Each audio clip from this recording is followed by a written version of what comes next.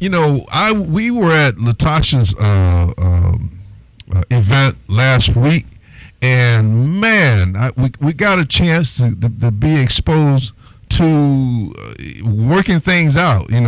Because one of the things on this show we wanted to really focus on, and just like the Willie Lynch letter focused on our females, so we want to really focus on reversing that damage, because that's the most serious component of our community, is our beautiful Nubian Black Aboriginal women.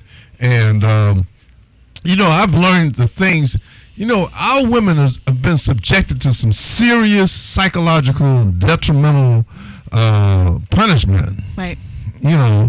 And we got to encourage first our black men to understand and appreciate that, and start working on the healing process, because we can't heal.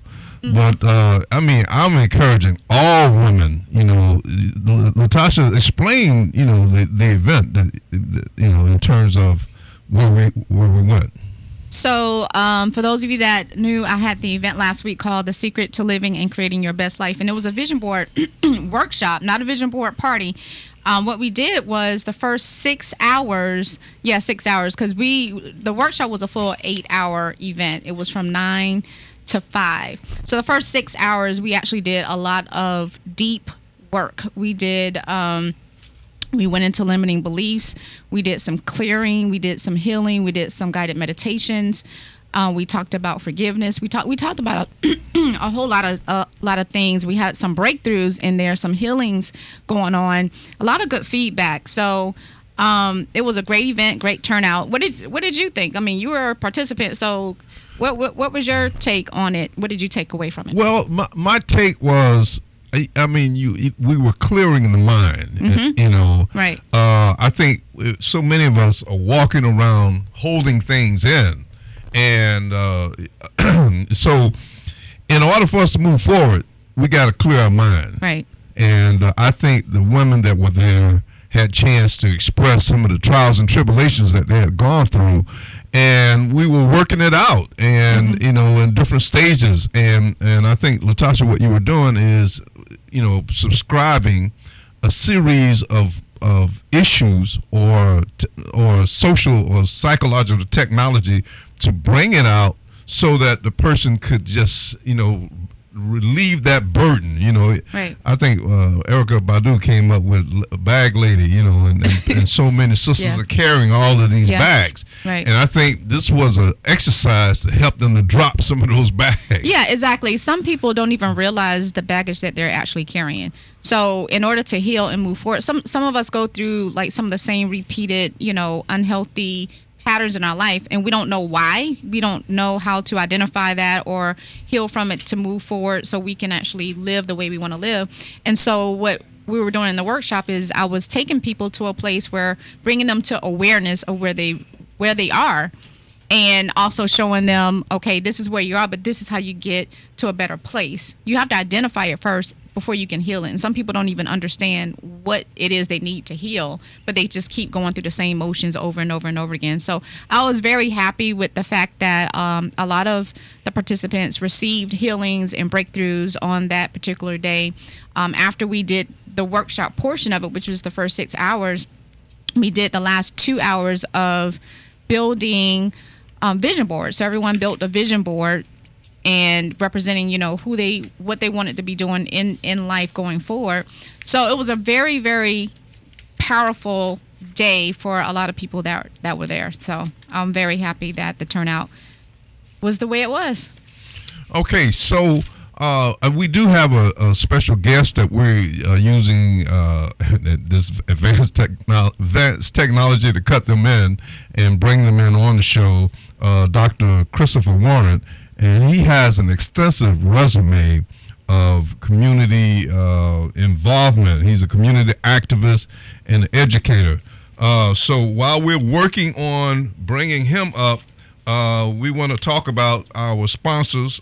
First and foremost, we had Brother Michael on last week, and this is Best Deal Pharmacy, and he's located at 52 North Havana Avenue. So Michael last week was on, and we talked about the different services and pharmaceutical drugs and tailor-made drugs, for those that are having special reactions, or even and for the animals that are having sickness. When you bring animals in out of the wild into your home, they start developing sicknesses, and they know how to go find the cure. So if they can't go find it while they're in your home, he knows how to prescribe some certain treatments, alchemist treatments that will keep your animals as well as yourself. So give him a call at 813-644-6845 and ask for Michael, and he will help assist you. Also, before we get into Dr. Warren, I posted on my Facebook page, last night about, gentrification is alive and well. There is a well synchronized and orchestrated agenda to drive in real estate prices through the roof, and one particular culture who has the benefit of owning 90% of the land in the United States are the ones that are really working with gentrification. And, I'm going like, okay, so maybe at some point they will realize that, they had a distinct advantage. And in a lot of cases, the black aboriginals did not get, some of them got 40 acres and a mule, but a lot of us have not had the chance to build the banks and the financial institutions to support the land that we acquired, so we end up losing it. And so now so this is what happened. And in order for me to expand on particular where this happened and who it happened with, you got to call in. You got to give me some encouragement. So call in at 813-444-9588, because this young Caucasian man in this particular neighborhood basically said gentrification is good. And so I'm being a reporter. I was kind of laid back. I was invited, and so I didn't want to take over the meeting with my comrade, the brother that I've known most of my life. He was there, and he did not react to this statement of gentrification is good. So if this young Caucasian man said that, I want you to call in and explain to me what do you think he meant? Did he mean that gentrification is good because progress is good, or gentrification is good because of we're going to come in and run the real estate prices up, and you black folks that don't own banks and businesses, if y'all don't submit, y'all going to have to move out of here, and then we're going to take over. So I did not follow up. I did not confront this young Caucasian man, and I may expand more on it. You call in and tell me what you think he meant when he said gentrification is good. So give us a call in at 813-444-9588 and tell me what you think, and I'll tell you where it happened and the circumstances when you call in. So, Natasha, how are we coming with? We are. I know people on Facebook are like, "What is she doing?" I'm trying to bring our guest, Dr. Warren, on our live Facebook right now. So technical stuff is going on, and we have our production team trying to get him on. So that's what we're in the process of doing. Okay. All right. So, hold on. Okay, so while we get ready for that, I'm going to reflect back on some of the issues from last week, and we will have Dr. Warren on. I was looking at the resume, and one of the things I posted about Dr. Warren is I have a metaphysical perspective of how things need to be repaired, and my question, to a lot of our brothers that, subscribe to academia that was set up by the European design, how sincere is the syllabus or the curriculum to really addressing issues concerning our children in education. And also, one of the key issues that he indicated was cultural foundation. So I have a ton of questions. We know you do. We know you do. Yeah, because, to me, I look at this as a war, and I don't look at it as a war against one culture versus another. I look at this as a war between good and evil, and good is just do right by people. Evil is I want to do it for myself, my own personal gain, or my own selfish insecurity that I have to enslave or suppress or oppress another culture in order to serve my purposes. So that's evil. And so, we are constantly confronted with this issue of disparity between one culture and another culture, and also the culture of white supremacy. And don't get it twisted. White supremacy is not just Caucasian or European people. There are a lot of people that subscribe to white supremacy. We have people in our own community that subscribe to white supremacy, because white supremacy is designed to give only a few people in the community economic prosperity. And so what happens is that those chosen people buy into it, and they say, oh yeah, I got my N, or I got my PhD, and I'm living good off this system. And so I don't want it to change. I want suppression and oppression to continue.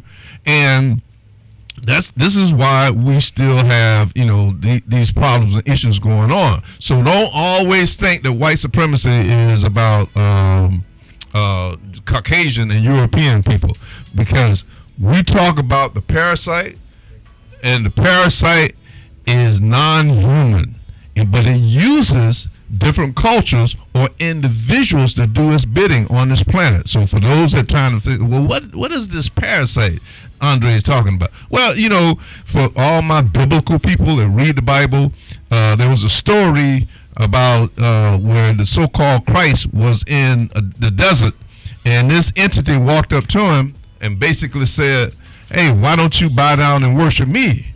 And the Christ ultimately responded, what is it for a man to gain the world and lose his soul? So that entity, I relabeled it. Some people want to call it Satan, the devil. I call it a parasite, because it lives, it attaches to us, to our mind and to our body, and it uses us in a very horrible way to work against each other. And that's why we're having all these problems. That's why we got this hurricane bearing down on us right now, because of that negative energy going on.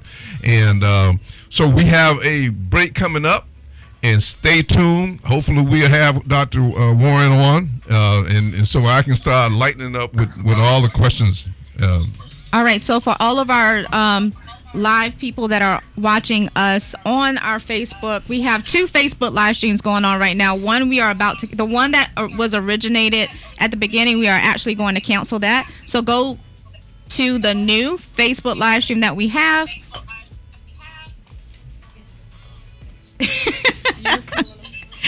All right. Hello, Dr. Warren. We did.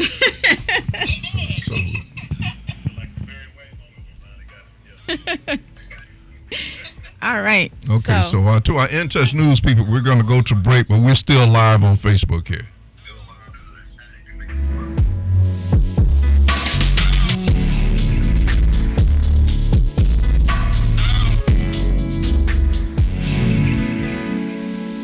Been in a car crash? Call Ricky. Don't know what to do? Ask Ricky. We will connect you with a lawyer and doctor experienced in auto accident injuries. Call Ricky at 844-361-7425.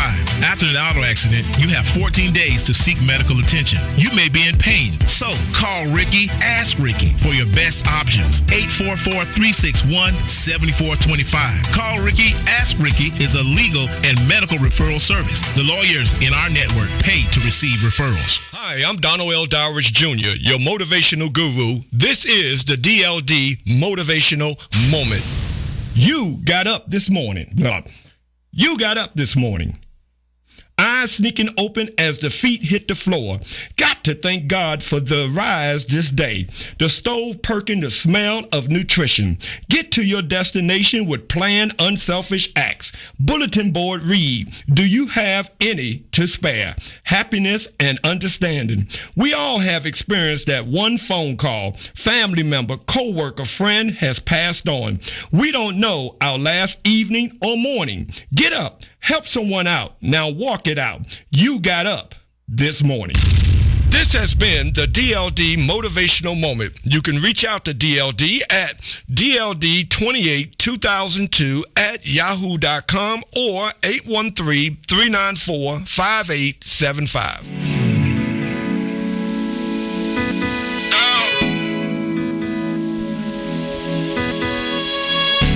Okay, so we're back, and we do have Dr. Carl Warren on.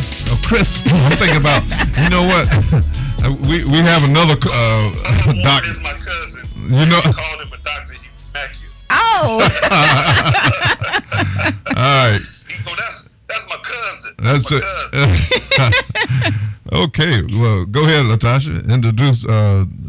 Definitely. So I want to introduce to you, everyone, Dr. Christopher Warren, and he is the founder and CEO of this nonprofit entity called Spring Zone of St. Pete, which focuses on youth and family development programs. And he's also currently running the grant-funded program, Brunch of Brothers, which is a mental health initiation for Black men and boys in the St. Pete community.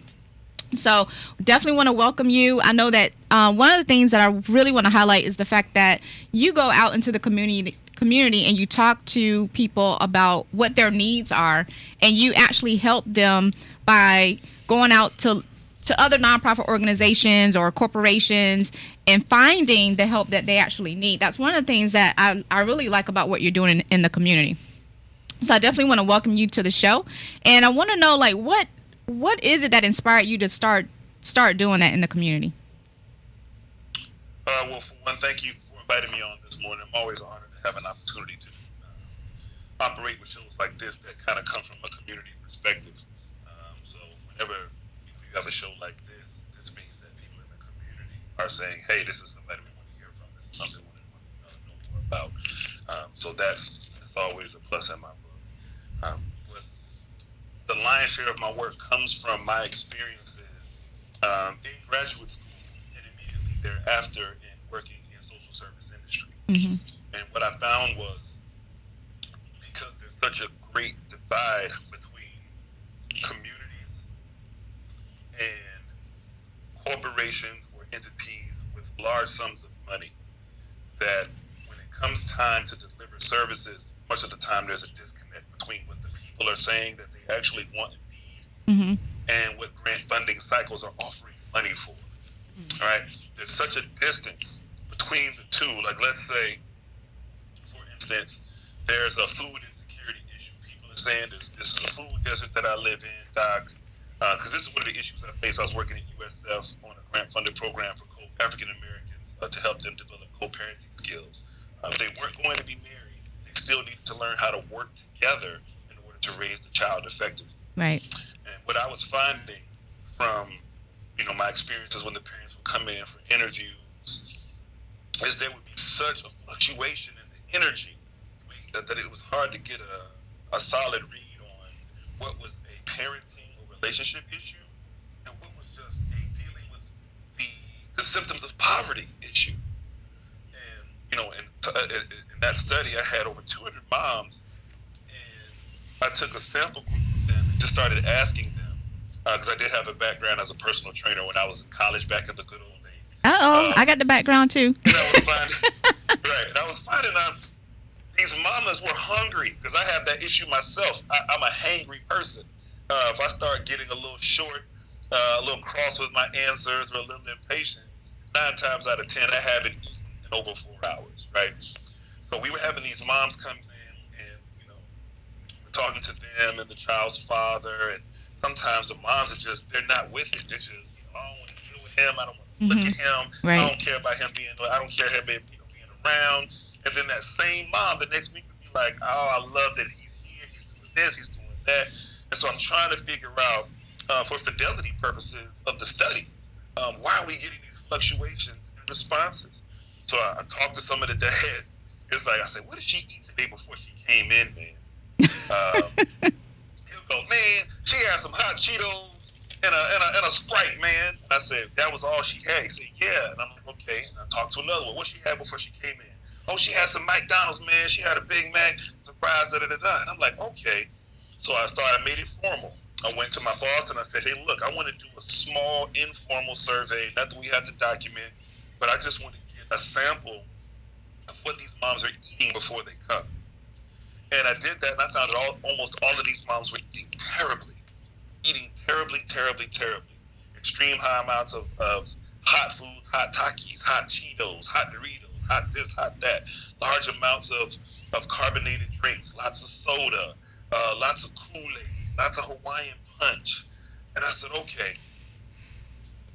I need to be able to not just provide this program in terms of the relationship value between the mother and the father, but while we have 200 families here directly under our care, coming in voluntarily, let me provide them with a way to remedy one of the symptoms of their poverty, something that's going to affect their child. You know, what a mother eats, the child eats. And so I went and I got a supplemental grant from Bon Secours, and I said, hey, look, these moms we're working with living in food deserts. It's the county, I used the county. They were coming from a designated CRA area, a community redevelopment area. So I was like, all right, this has already been identified by the county as a food desert. Mm-hmm. We want to be able to feed these moms and provide healthier outcomes for the moms and the baby. And they said, absolutely. So I got a supplemental grant, and I was able to provide healthy food options for all the moms. So when they came into those meetings, I was getting them Trader Joe's. What's the other health food place? I'm sorry, it's losing my mind. It's slipping my mind right now. But the Whole Foods type of store that we have on 4th Street in St. Pete, I was able to go to restaurants and go, hey, I want to look at your menu, and I want to take about 4 things that I want to be able to call you and say, I need these, and I need them delivered to you as well, Mm-hmm. right? So like different chicken salads, different vegetarian options. And I noticed that after 3 months, the results we were looking for as far as the actual intervention were where we wanted them to be. Yep. But at the same time, I was able to take care of something that they needed. And that's kind of the foundation of Spring Zone. It's like you can offer people assistance, but you really need to talk to them and operate from a human level and find out what they really need for themselves. I'm not telling you what you need. I'm going to talk to you and ascertain from what you tell me you need for your own personal health, your family's health, your community's health. And that's the foundation that I operate off of and try to act as a stand in the gap. Mm-hmm. You know, because like I was saying before, the food insecurity, by the time the community says something, they've got to make enough noise so that it gets to leadership. And leadership starts to talk about it, and when they bring in the county leaders and the city leaders, the elected officials, make it an issue. They make a pronouncement. All of a sudden, the grant institutions, they're like, okay, that's something we're going to focus on for the next cycle, right? Because that's how things go. So that next cycle comes in a year or 2 years, and now this problem that we told you about is now 2 years old. But we're just now getting money for it. And so we got the money for it, and we're all gung ho. We want to deliver these services, but now you're like, yeah, I was hungry, but now it's even more important because my son is stealing cars. Yeah. My nephew is getting arrested, so they have a whole other issue. Yeah. And it takes so much time for the money to get to the issue. And the way that poverty works is, it's not necessarily an issue. It's the compounding of several issues. Yes. You know, over and over time, that just break families down and inhibit their progress and their ability to grow out of poverty. So I said, well, let me see if I can stand in the middle, if I can stand in the gap and get these funds, because I'm in the community and I'm also, because of education, because of politics, because of engagement, I'm able to walk into a lot of these places and to the CEO or the COO or the director and say, hey, I'm in the street and this is a huge issue that people are facing. And we don't have 2 years to wait for money to come down. And I need to be able to do something now. So I, develop grant writing skills.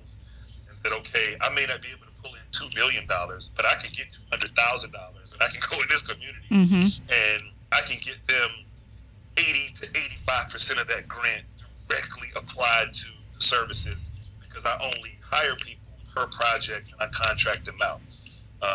Like, I need you specifically for this, and so I'm able to hire and pay people from the community to help that community instead of bringing in, other college students or people from other communities. I can pay people in that community to help that community overcome their issues that they specifically told me they wanted to overcome.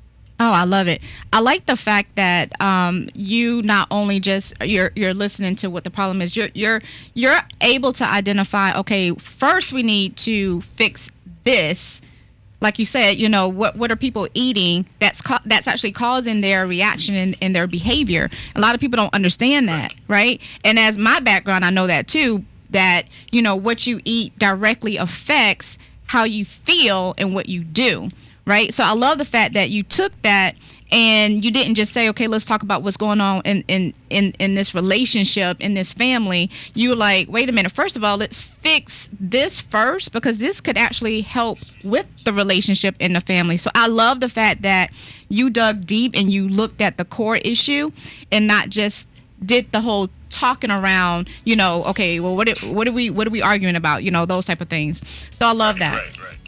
I absolutely love that. And I love the fact that you're taking your expertise and you're going out into the community and you're going to the corporations, you're talking to the CEOs, you're talking to the people that have the money and saying, we need to fix this now. We don't have time. Like you said, we don't have 2 years to wait for this whole process to take place. Like, what can we do right now to fix this?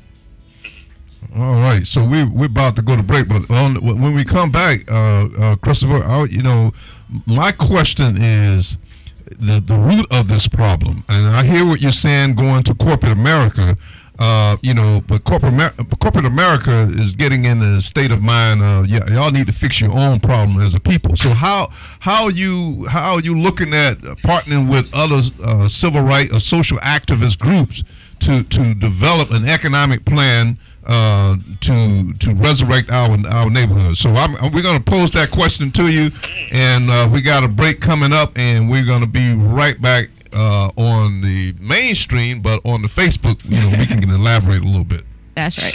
All right.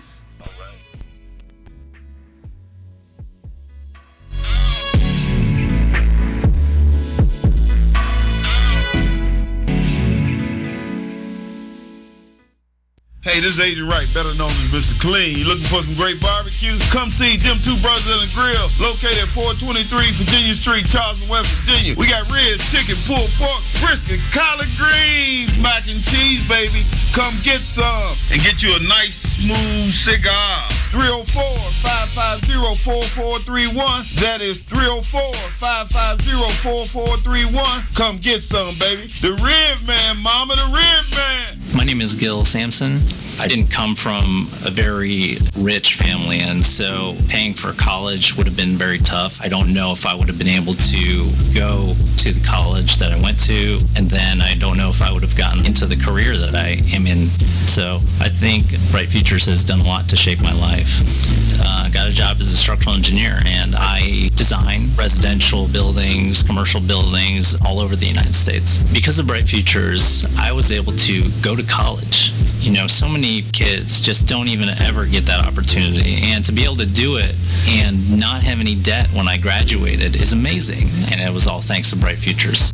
Florida has created more than 1 million jobs in only 5 years, and a great education connects our students to these exciting opportunities. That's why the Florida Lottery has funded Bright Futures scholarships to help over 725,000 students attend college. Because every play is for education. The Florida Lottery. Just imagine. When it comes to reality radio, everyone is a star. Shining star for you to see what your life can truly be. On your smooth soul and R&B station. On the World Wide Web.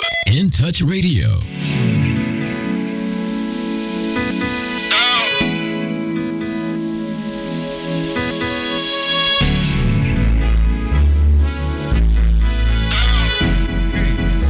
This is Straight Talk Morning Show, and we have Dr. Christopher Warren on.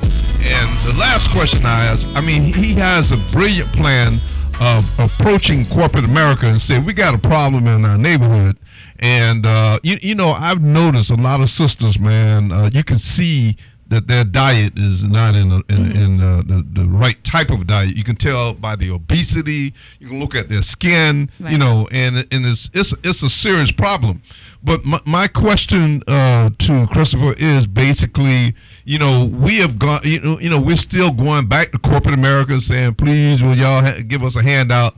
And corporate America knows these things are going on, you know, and if they intended for us to resolve these issues, they would have invested into us, our communities, a long time ago. My biggest concern is how do we approach the 5% in the black community who's sitting on the so-called token wealth to now reinvest, to start eliminating these food deserts in our community and coming up with an economic plan? Because you know, what stuck in my head was Carl Anderson, and you know, you look at the different cultures, how they look after each other, you know. And so I put the question to you: are you working with community activists and economists to get together to how do we redevelop trust in our own community?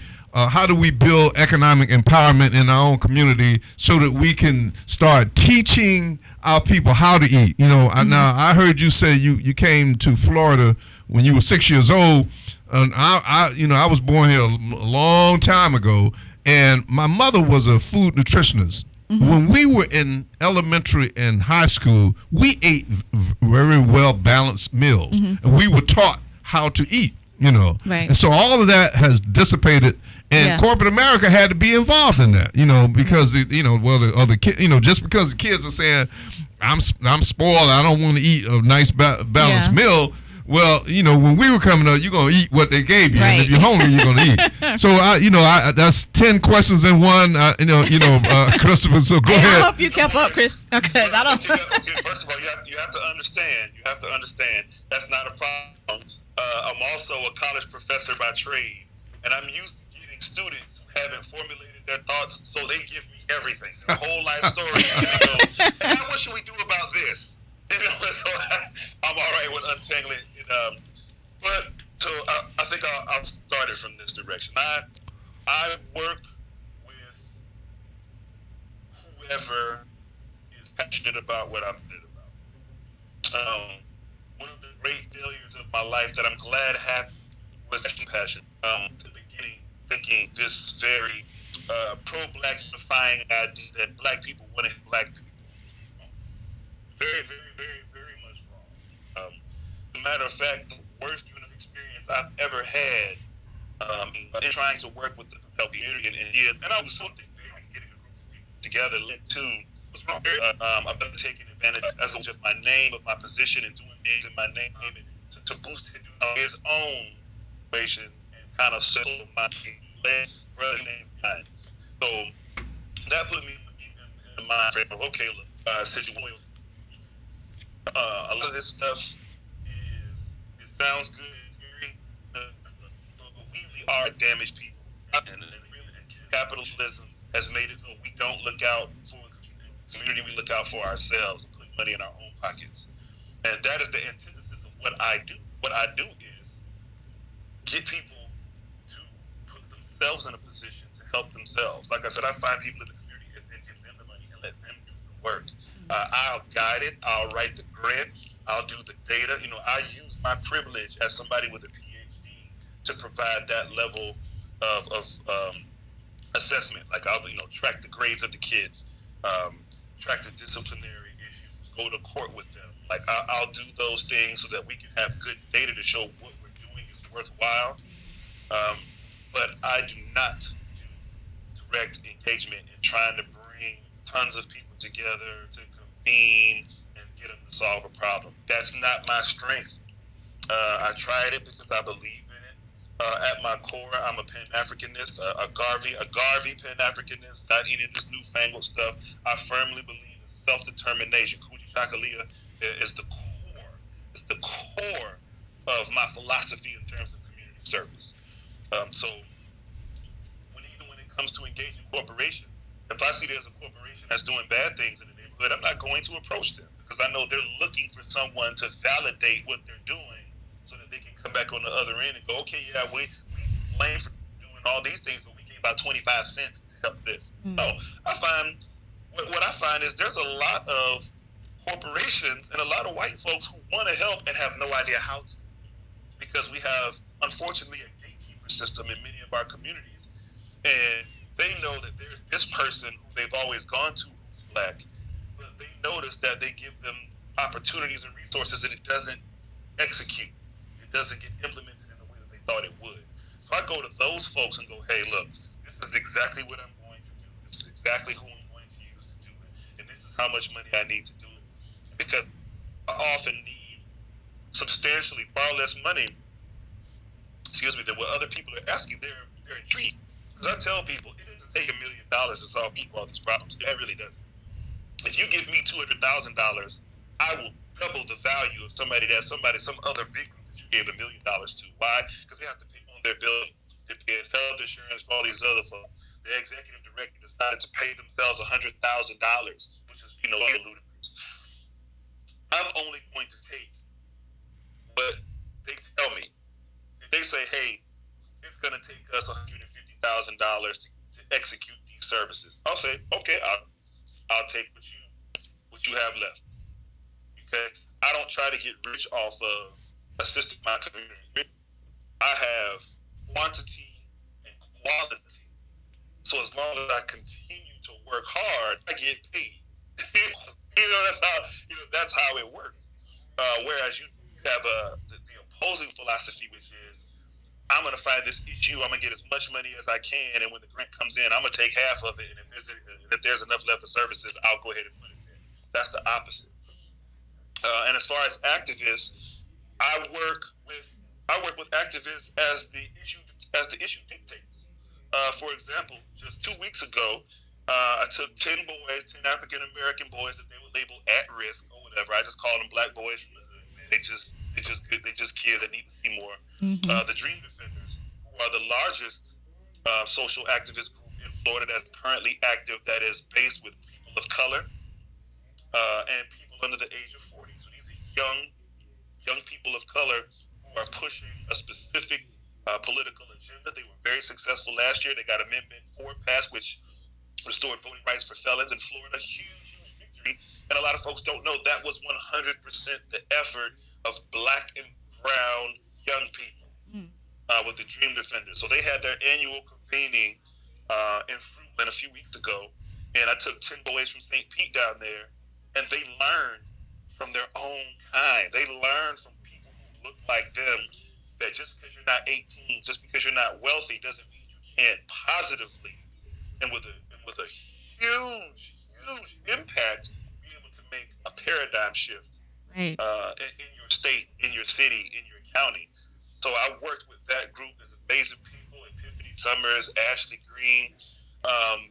There's some powerful state people, and they're right there in St. Pete. So, instead of trying to call in somebody and marching and doing these things, you just find the people who say, like, look, I want these young people to get a political education, a real political education, about disruption, but then following up with lobbying senators, not with money, but getting them to sit down, come walk through my community, listen to me speak, see what my problems are. True, authentic, grassroots community engagement and political activism. That's a part of it. And I also give young people an opportunity to learn from black capitalists. Okay? You put these folks in front of some of these, the 5% you were talking about, these very wealthy African Americans who are here. Like, people don't know, that's a black-owned firm who poured the concrete for the Howard Franklin Bridge. All right? And that brother, his son now runs that company. And he's worth millions and millions of dollars, but he's not out there at nightclubs. He's not out there with chains on. He's a very low-key brother because he was raised humbly with a man who worked with his hands in construction and concrete. But you get to the point where you're pouring concrete for a bridge that's 10 miles long, you're talking big time. And these kids need to understand you don't have to go to college for that. That's a vocation. Right? I'm on the side of W.E.B. Du Bois as well as the vocational side. Some kids are built for university learning. They're meant for astute analysis and book examination, and others of us are absolutely gifted with our hands. We're gifted. There's brothers. Where did Garrett Morris? Well, we have air conditioning now because a brother was gifted with his hands and wiring, right? We live in Florida. If it wasn't for a black man, we'd all be hot right now. So I deal with corporations and businesses as the need presents itself. I don't make any superficial alliances. I don't go begging people for money. I say, hey, look, this is what I'm doing. Yep. And most often, as was the case with Brunch of Brothers, I pay for it out of my own pocket first. I show that the proof is in the pudding myself, and a lot of people are willing to do that. They have an idea, and they want somebody else to pay for it. No, I believe so much in what I'm doing, I'll pay for it. And I'm going to bring you the results. I'm going to bring you the data. I'm going to bring you the people from the community who go, we stand behind this guy. It's real. And then they cut the check. When they cut the check, we get the work done, and I come back and I give them evidence that it worked. And that's the thing that's missing. We want to talk about corporations won't help, corporations won't invest, but we need to address the fact that a lot of us have been engaged in inauthentic behaviors.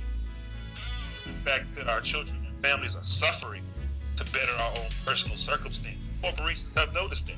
I talked to a guy at Walmart, and we had a long conversation about that. He's paid so many college trips and all these things. He's like, they don't need to see me back pictures. Okay, so we $10,000, and what I mean. You have to look at corporate engagement. Like, they want to see some things with their money as well, and that means you actually have to do work. All right, we're going to break, and while we're on the break, I want to lay something on you. I want to get clarity on critical education and cultural foundations, and also, I'm proposing that we adopt a name. We've been called several different names throughout history, but we're proposing Black Aboriginals.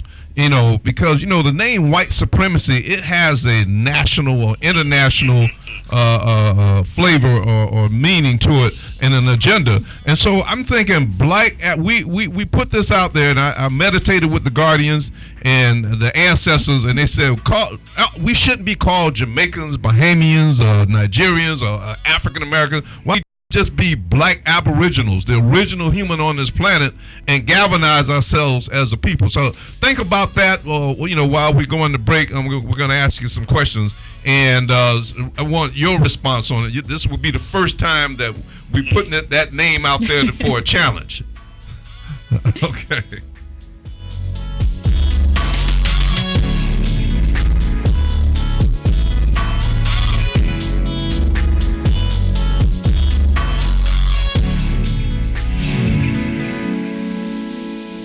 This is Dale Day. Join me every Monday at 7 p.m. for Jazz at Miss Connie's house, bringing you the smoothest jazz and the coolest guests right here on In Touch Radio.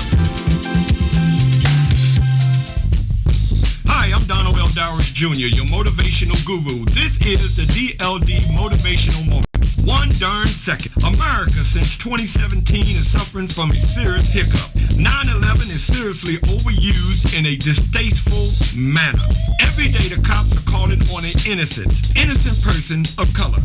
It amazes me that America has come down to this. A person of color becomes a person of interest. Waffle House, the dorm, Starbucks is a few. This is not the lunch counters, sit-ins of the 1960s. 2019, harassed simply for being black and proud.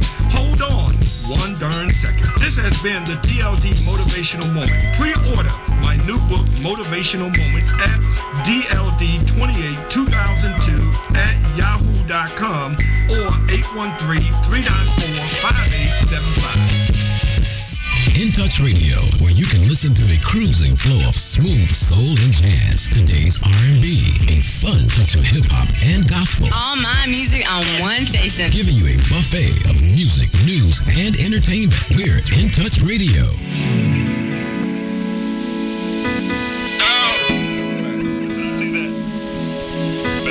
All right. So So we've been on the line. If you on Facebook Live, we carrying on conversations, and I asked Dr. Warren, basically about the name Black Aboriginals, and my question about critical education and cultural foundation. I wanted to get some clarity in terms of those flags that he flies under. Okay, not a problem. Well, I get it a lot because what I was looking for, you have to understand, I wasn't shooting for a PhD. I was at Florida A&M University. That's where I received my bachelor's and master's degree. I had a master's in political science. You have to understand, I was very much on the road to the political life. My freshman year, dorm mate was Andrew Gillum with Samson Hall. And we were together at the same time, and we led the marches along with President at the time, Derek Heck, who's also a major figure in urban education right now. The sit-ins at Jeb Bush's office when they were trying to consolidate Florida A&M University with Florida State. It was my intention to follow up on that baptism of fire of reality. At that time, I was like, at no point in my life will any African-American institution of higher education be merged due to capital interests. So I was very much on that track. I was working for the Florida Legislative Black Caucus under Al Lawson, and that was my direction. That was definitely my direction. I had much more hair up here, no hair on my face. You wouldn't believe it was me. What's up, Uncle Bob? Oh, Uncle Bob just joined. That's what's up. Uncle Bob, hey. Florida A&M has something they call the feeder program. And a good friend of mine who graduated from FAMU named Kevin Brooks, who's now Dr. Kevin Brooks, he had gone to Purdue. And he came back representing Purdue at the feeder. He said, Chris, you need to come on and get this PhD. And I said, brother, I'm not trying to be in school another 5 years. He said, well, I need to recruit. I need to show that, to justify us coming here, I got to show that some black folks are interested. So will you at least come to the visit? I said, all right. So they flew me up to Purdue, and they showed me all 12 of the black people on campus. But no, academically, I was challenged. I met some folks, and because at this time, man, I was super duper sharp. All I cared about was reading, and I was, there were some folks who were challenging, and they said, well, you know what? We have fellowships for people like you. It sounds like you already know where you're going. You've already got your research agenda. And I said, yeah, but you guys currently don't have a system that will allow me to do my research the way I want to, because I believe in interdisciplinary research. No answers will be found in history. No answers will be found in sociology. No answers will be found in political science. You need all of those things in order to untangle the African experience and any remedies that you're going to come up with to try to address it. All right? First, you need to know the history. You need to know the sociological circumstances, the housing after 1968, the effect of developing suburbs in Levittown, Long Island, what that did to help create redlining and blockbusting, and you have police brutality, and all you have to understand the sociological aspects. You have to understand the political aspects, what certain laws did to it, things that seemed to look good on the surface, but actually tore apart the black family. So you need all of the arts and sciences, the social sciences, to be able to put forth an adequate remedy for issues for African Americans. And that's when the head at the time, Dr. Bill Mullen, came to me. He says, well, we have an interdisciplinary program here. It's called American Studies. And, just based on myself, I was like, American Studies? He said, no, it's called American Studies because you take any issue in America, you can focus on any issue in America and use interdisciplinary studies to address it in research. And I said, okay. I said, most of what I was doing was, I found education. I'm a firm believer that it was the development of the education system, the kill the savage and save the man, which was the foundation for the Indian acculturation schools, was actually the foundation of public schools in Georgia, the first public school system. And that's been the philosophy of public school and how they treated African American children. Say, kill the savage, kill the blackness, and save the man. This kind of quote unquote Tom or sellout mentality. It's put inside of you at the onset of public education. The ones that seed blossoms in will make it. The ones that don't, they fall off. They don't graduate, things of that nature. So I said, look, I want education to be the crux, and I want to show how all of these things revolve around education, the access to it, the curriculum development, all of those things. They said, okay, so what you're doing is you're looking at educational studies and the cultural foundations of it, the purely ethnic minority and American cultural foundations of public education and public education analysis. And so that was my main vein of study. And Purdue, as most of you know, is in Indiana, it's 90 minutes from Chicago. So I did all of my research. I did a lion's share of my research in Chicago. I did my dissertation research on African-centered schools, public schools. So I would go to different communities. I went to Chicago, the Chicago public school system, Kansas City, Missouri public school system, the Tallahassee public school system, and then in my own hometown, which did not have an African-centered school, and I used that to show kids can come from the projects. There were kids in Inglewood, Chicago, that didn't have windows on their houses. Whole neighborhoods don't have windows on the houses. All right, they got boards and stuff, and it's -15, -20 outside. And there were kids from that neighborhood. Some went to Chicago public schools, and others went to African-centered schools like Barbara Sizemore, the Haki Matabuti schools. And those kids from those neighborhoods who went to the African-centered schools performed exceptionally well on standardized tests and their own cultural curriculum, while their classmates who went to Chicago public schools were often killed, dropped out by the 8th grade, extremely poor school performance, their school experience marred by violence, and so on and so forth. So that proved to me I knew what I was talking about.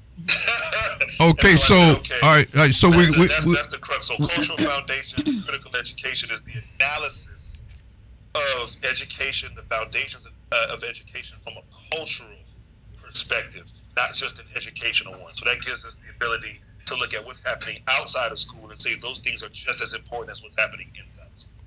Okay, so we're winding down to about 3 minutes, and so I got two questions still. That if that name, I want you to take on that, and also, do you believe the Willie Lynch letter was How to Make a Slave is real? Well, before we get into that, because we got a couple of minutes, let's Dr. Warren, before we get into that, let's get your contact information for people out there before you answer that question. That way, people know how to get in contact with you. For sure, because you're a valuable resource out there. I'm at Listen, Learn, and Teach, listenlearnandteach.com. My Gmail is springzonesaintpete@gmail, and that's spelled phonetically exactly how it sounds, springzonesaintpete@gmail.com. The website is Listen, Learn, and Teach, all spelled out together, the case doesn't matter, .com.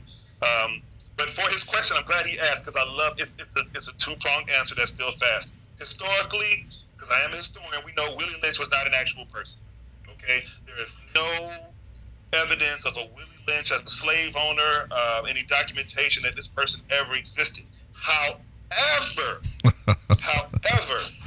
the methods on how to break a slave are absolutely factual. We do have documentation, shared correspondence between slave owners, not just from the United States, but from the British West Indies, as they were at that time, the United Kingdom, Brazil, and the United States, that all collectively acknowledge the use of each and every one of those items within that book. Absolutely. So what I'm thinking, my hypothesis is there was a John Brown type of white figure who knew all of these things and decided to put that together to illustrate, or a very prominent West Indian black scholar, because a lot of the lion's share of the powerful slave era research was done by black men in the West Indies. Whether everybody's name is leaving me right now. Frantz Fanon and J.A. We're gonna have to bring you back on. That's a shame, I'm forgetting everybody right now. But those things absolutely happen, and they're still in effect today. The young versus the old. The young black men absolutely don't like to talk to old black men, because old black men look down on them and chastise them and only want to yell at them. The light skin versus the dark skin. All of the male versus the female we see now is at its highest and most toxic level. I never thought that would be one that would actually come to fruition. But if you look at it, the black male versus the black female is at its all-time worst. So yes, all of those methods, anybody who tries to tell you that they're not valid is somebody who is uneducated or is a willing participant in trying to separate us as a people. Awesome. So we are definitely at our time for today, and we are going to have you back on the show, Dr. Warren, because yeah, you got to answer my other question, man. The black aboriginal galvanizing force. That's the next topic we might have to bring you back on. See, you're gonna make me go out. It's so funny, man. Like people who are just joining gonna sit here and think I was just sitting here being an angry black man. Questions at the end to try to dig out my black activist stuff. For other people watching, I'm a very calm, safe, happy brother. But yes, he is. He is doing a lot of positive things in the community. I believe that because of who we are and the pure diversity of the African diaspora, I believe that people who are descended from Africa are 100% allowed to self-identify as whatever they want. If you want to be Afro-American, you deserve to be that. That's right. If you want to be black, you can be that. If you want to be African, you want to be, you can be.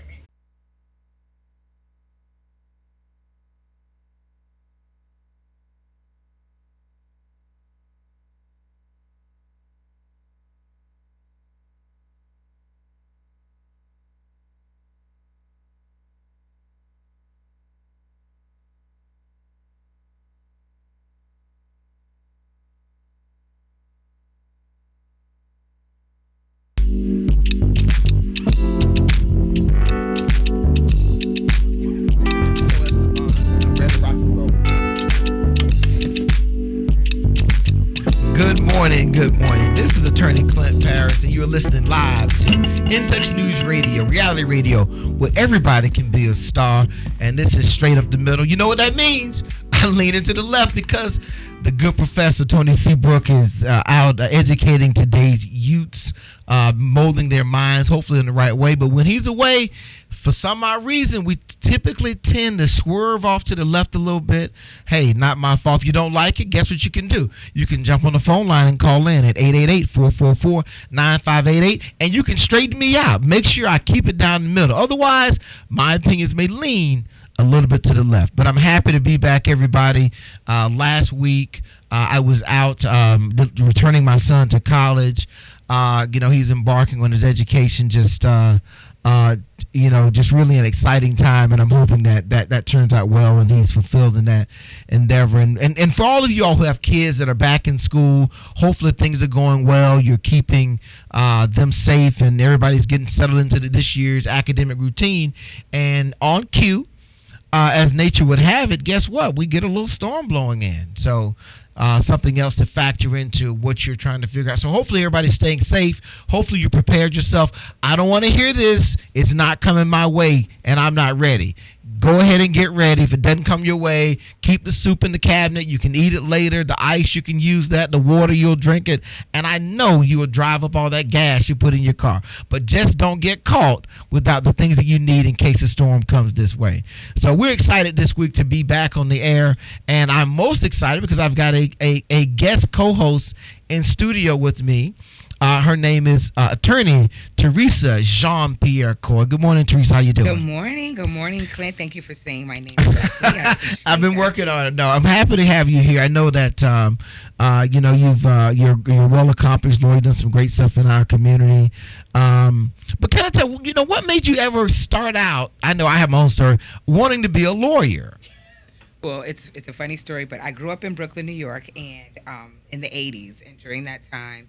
Right. Law shows were not shows, but movies dealing with lawyers was always a big thing. Like name one, name a show. I can't even think of it, but I just remember mergers and acquisitions. I remember that term, and I used to be a little girl, black girl, walking around, and people would say, "What do you want to be when you grow up?" And I'm like, "I want to be a lawyer, and I want to practice mergers and acquisitions." Oh wow! I had no idea what it meant, because this was like movies about the stock market and lawyers. So I always said merge. It sounded like something that people made a lot of money in. And so I always said that. And so I still don't know what exactly lawyers who practice mergers and acquisitions do, but obviously I have not done that. But I knew I didn't want to go into the medical field. I'm Haitian American, and a lot of times. You said, I mean, what does that mean? Well, in our culture, a lot of parents, they want, and not all of them, but they ascribe to be doctors and nurses, and I just knew that I could not deal with blood or anything. I knew I wanted to do something more than just high school. Right. And so always hear, dentist, doctor, lawyer, and so I said lawyer. I could do that.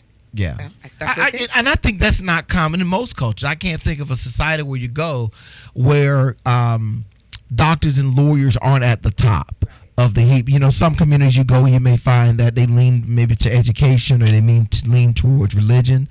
But I can't think of a place where when people are in need, lawyers are not at the top of their list. I guess in doctors too, because if you're sick, you're going to need a. So you come from Brooklyn and you end up going to Stetson College of Law, correct? Yes. Over now tell Florida me. A&M University first, though, so I am Florida. a rattler. Okay, did you go from Brooklyn to FAMU? No, I went from Brooklyn to Palm Beach, Florida for my last year and a half so of high school. Okay. I had a guidance counselor who went to FAMU, took me to one homecoming game, and I was hooked. I was like, oh, this is the place I need to be.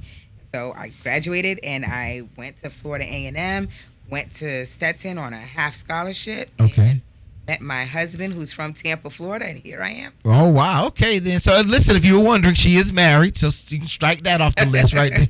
Happily married, judging by that smile. Happily, very happy. Well, that is good to hear. So Stetson, so tell me about your experience, because Stetson just went back into session, correct? They did. They started school this week. I'm actually going to be teaching trial advocacy at Stetson. Okay. Now, what's trial advocacy for the non-lawyer crowd? Trial advocacy is where I will teach up-and-coming lawyers how to present themselves in court, how to try a case, how to best represent their clients in whatever scenario they may find themselves when they graduate, whether it be criminal, civil, but how to actually try a case and help their clients. Right. Now, for those of you who are listening out there who've already got your computer up and you're already typing saying, well, what about this Stetson? Let me tell you something about Stetson. Click on U.S. News, War Reports, Advocacy Rankings, and what you're going to find is Stetson is number one. And it has been number one for, I want to say, at least in the last 23 of 25 years. Let me say that. Listen, as long as anybody want to count, we're bigger than the Duke in basketball. And I say we because I am also a Stetson graduate. So congratulations on the teaching. Now you teach at 2 law schools, don't you? I Goodness do. gracious. So I'll be teaching trial advocacy at Stetson, and I will also be teaching negotiation skills at Cooley Law School in Riverview. So I've got a busy semester up ahead of me. Well, the best thing though is the willingness to give and contribute back to others. That's a big deal. And so I invited you in to co-host of this. So let me just give you the lay of the landscape. So straight up the middle is supposed to be political and current topics down the middle. And the way we keep it down the middle is usually Professor Anthony Seabrook is here, who is, I won't say he's right wing, but he's off on the right somewhere. And some people just say he's off, but I'm just going to say he's off on the right. He's relatively conservative, and it's great listening to him talk about the ideals of conservatism. I don't see them in a lot of what we have going on in our society, but we that way. And I usually bring a very compassionate, I call it liberal compassionate approach to looking at things, not from where I sit, but from where people in need sit. And that's a struggle I think a lot of us have. We often want to look at things from where we sit. And really, if you're going to help people, you got to be able to see things from where they sit. And people in need us to be very conscious of what they're going through, what they're experiencing. So we're going to go through a few topics and talk about a few things this morning and see what I can get your response to them. See where you're at. One of the things I want to find out is on a political escape. It looks like Kamala Harris, her numbers have been going down. Right. And I almost feel like there's an effort to almost write her off at this stage of the election. Is that what you're seeing as well? I think that is that's exactly what I'm seeing. I will have to let you know that I have not been paying attention for the last you're few perfect. weeks. That's great I've then. been busy. Because we want visceral, internal reactions to what's happening. I think they've got her down at 7%. Wow. At one point in time, she was in the double digits, but her numbers have dropped significantly since she took on Joe Biden. About the whole busing situation, but her numbers have dropped. And I get the feeling though that there's this impetus to try to write her off a little bit early, and that's one of the things I was concerned about. Also, I'm watching this close, and I know I've got a listener out there who's a Joe Biden guy that always calls in and talks. But man, Elizabeth Warren, she keeps climbing in the polls. She is climbing. I love her slogan. I've got a plan for that. Whenever somebody asks, she says, I've got a plan for that. And she's rolled out a number of plans.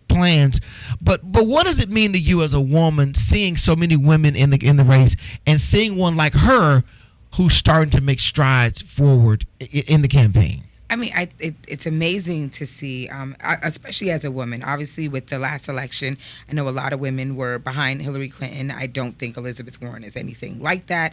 But I think it's refreshing to see a woman, coming up, especially after what we've been through. I hate to say it, what we've been through. What do you mean by what we've been? Well, I mean, the last few years of our political climate. I think it's refreshing to see a woman just at the top. I'm here for it. I love it. I have not made a decision as to where I'm going yet. I'm still trying to see where the dust settles before making that, but I am open. Most people. Yeah, I'm open to hearing about everything, and it's unfortunate about Kamala Harris. She's an accomplished woman, an African American woman. I think what really hurt her was probably her time as a prosecutor. Mm-hmm. It seems that's what I've heard a lot of. I don't think that that should have any not say any bearing. I think people should obviously challenge her record and challenge the things that she's done, but I don't think that's a reason to write her off completely. Right. It's sad to see her, going down in the polls.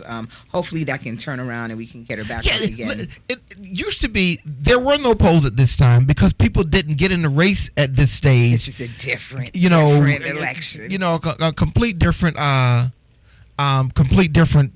way that politics is just changing. I mean, it's gonna be like regular youth sports year round, and I mean, you just run, constantly for office.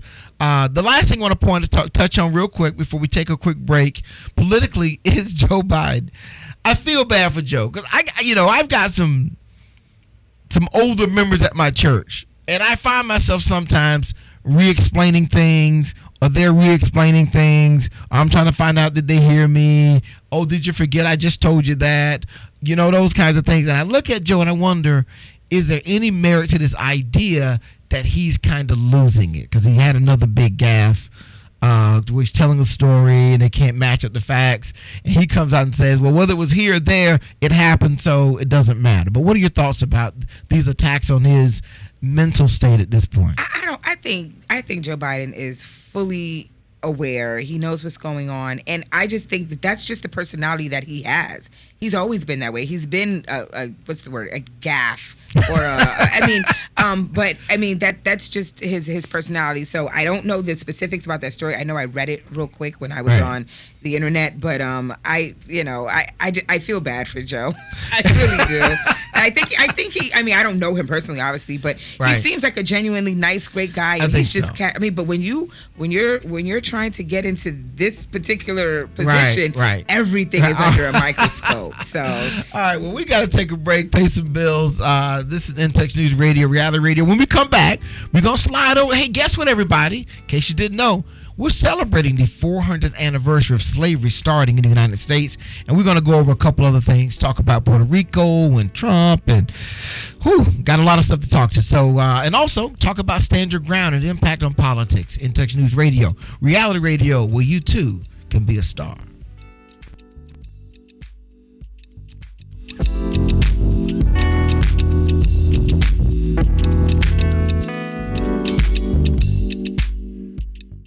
Ray Williams Funeral Home, providing the highest quality, professional, and caring service for your family. Call Jeffrey Rhodes at 813-253-3419. That's 813-253-3419. or visit him at 301 North Howard Avenue, Tampa, Florida.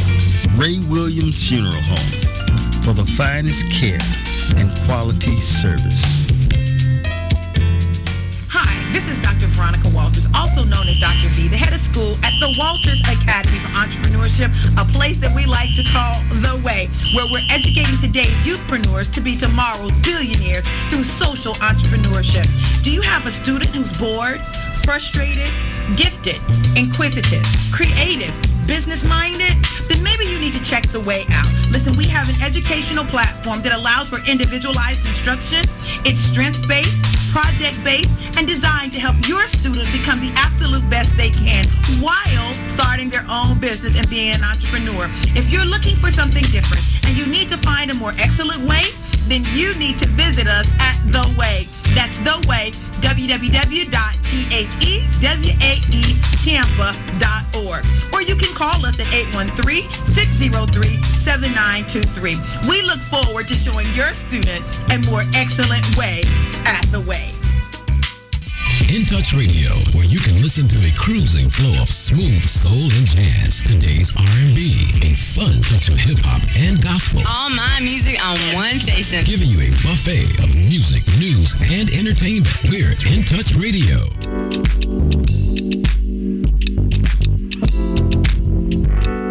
Back at you, Esteban. All right, we're back live on Intex News Radio, reality radio, where everybody can be a star. If you're watching us on YouTube or Facebook, if you're not, go to Intex News Radio, click on whatever you click on there. You do any searches, Intex News, you'll land there. Go to YouTube. You can watch us live. You can watch us live also on the Intex News Facebook page as well. And you're going to see sitting next to me on my right, Attorney Teresa Jean-Pierre Coy with the Jean-Pierre Coy Law Firm. Good morning, Teresa. How you doing? Good morning. So tell me a little bit about the firm. How long have you had this firm in existence? I assume it's your firm.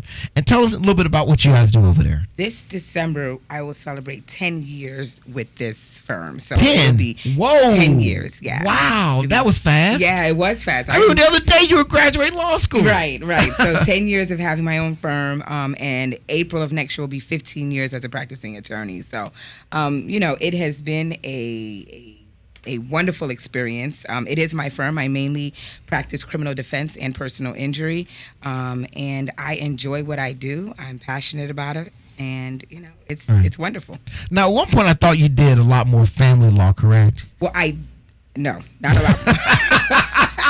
Because I get calls for family law all the time. Right, a lot of people do. Right, when I first started my practice, obviously starting a practice, you're trying to figure out where you're going to get money from. You do light law. You do every law. Light law that keeps the lights on. Right, and so I had the opportunity to do family law. Right. I enjoyed it for a time, but I quickly realized that my experience and my passion is primarily for criminal defendants and personal injury victims. And family law, while I'm able to practice it, I tend to stay away from it, and I refer those to very competent attorneys in the community. Right. So we're going to come back and talk about that defense. But let me ask a quick, because people always ask this question. How can you get people off when they're guilty and go home and sleep? Well, one, I don't get everybody off, clearly.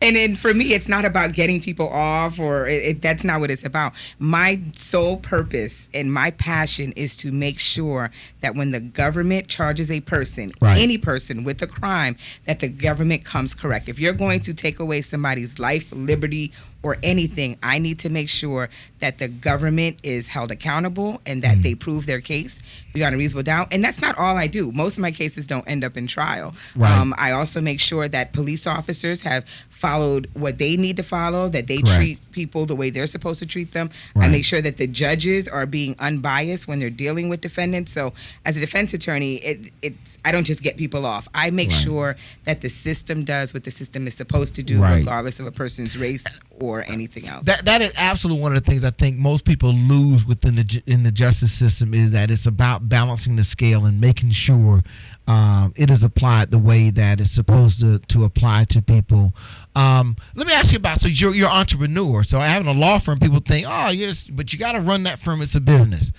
So tell me, what are one of the things that are like one of your ahas about being in your own firm? Like, man, I didn't anticipate this. This is really a shocking surprise, good or bad, to having my own firm. Listen, and I mentor a lot of young lawyers who want to open their firms. Having your own firm is 90% business and 10% law. and the problem is law school doesn't really teach you the business side. So what really surprised me, and it's still even a struggle for me now, is having the business part of it. Right. You know, growing up in the family I grew up, we didn't have businesses, we didn't own businesses. So, you know, I still have to try to carry a business and pay Uncle Sam and pay my secretary. Right. And so it's a lot. Let's bring that call in, Esteban. Good morning. This is In Touch News Radio, Reality Radio. You're on Straight Up the Middle. Caller. What's your name? Where are you calling from? This is Colleen Daniels. Good morning, Colleen. How you doing today? I'm great, thank you. How are you? I'm fine. What's on your mind this morning? Well, I want to encourage everybody to come to the Corvette Show today. It's a great fundraiser to support St. Peter Claver. Okay. And I hope everybody will come and check out all the beautiful Corvettes. All right. So just to give us a little more information. So is this the show that's here it's in Tampa? And if my understanding is correct, it's over in Ybor City. Am I correct on that? That's right. Okay. It's 1731 East 7th Avenue. And if I come out to the show, what can I expect to see? You know, Corvettes, I assume, are going to be the feature, but are there going to be other vehicles as well? No, I think just Corvettes. Just Corvettes. And if this is the event that's, I think, being done in conjunction with Mr. Marvin Knight, local community activist, correct? Absolutely. Marvin Knight, Joe Capitano, Doug Belden. Hey, are you dropping names? Did you just drop Joe Capitano's name on me? You dropped. Listen, okay. If you're in Tampa, I mean, I think everybody's required to show up now. Last thing we need is getting a call from Joe Capitano about us not coming out to the Corvette Show in Ybor City. I know that Joe has been for years committed to education to young people in our community. Marvin Knight working with St. Peter Claver. Now, St. Peter Claver is an inner city private Catholic school. Am I correct? Yes, it is. Okay, and that school has been around for a very long time. Tell me some of the things that the funds from the Corvette Show will go to do for the school, if you can, Colleen. That I don't know exactly. That would be a good question for Marvin Knight or Joe Capitano. They would be better versed in answering that. I just support St. Peter Claver, and I'm going to be there today. Okay. Let me ask you: are there going to be food trucks or vendors or anything of that nature associated with the event? Yes, that's my understanding. There should be food trucks. It's a free community event. There will be the opportunity to register to vote. There will be different information on the various vendors who will be there. I am running for circuit court judge. I will be there and would love to meet everyone there. Okay. And I understand there's also a 50-50 raffle. Well, since I got you on the air, well, what group are you in?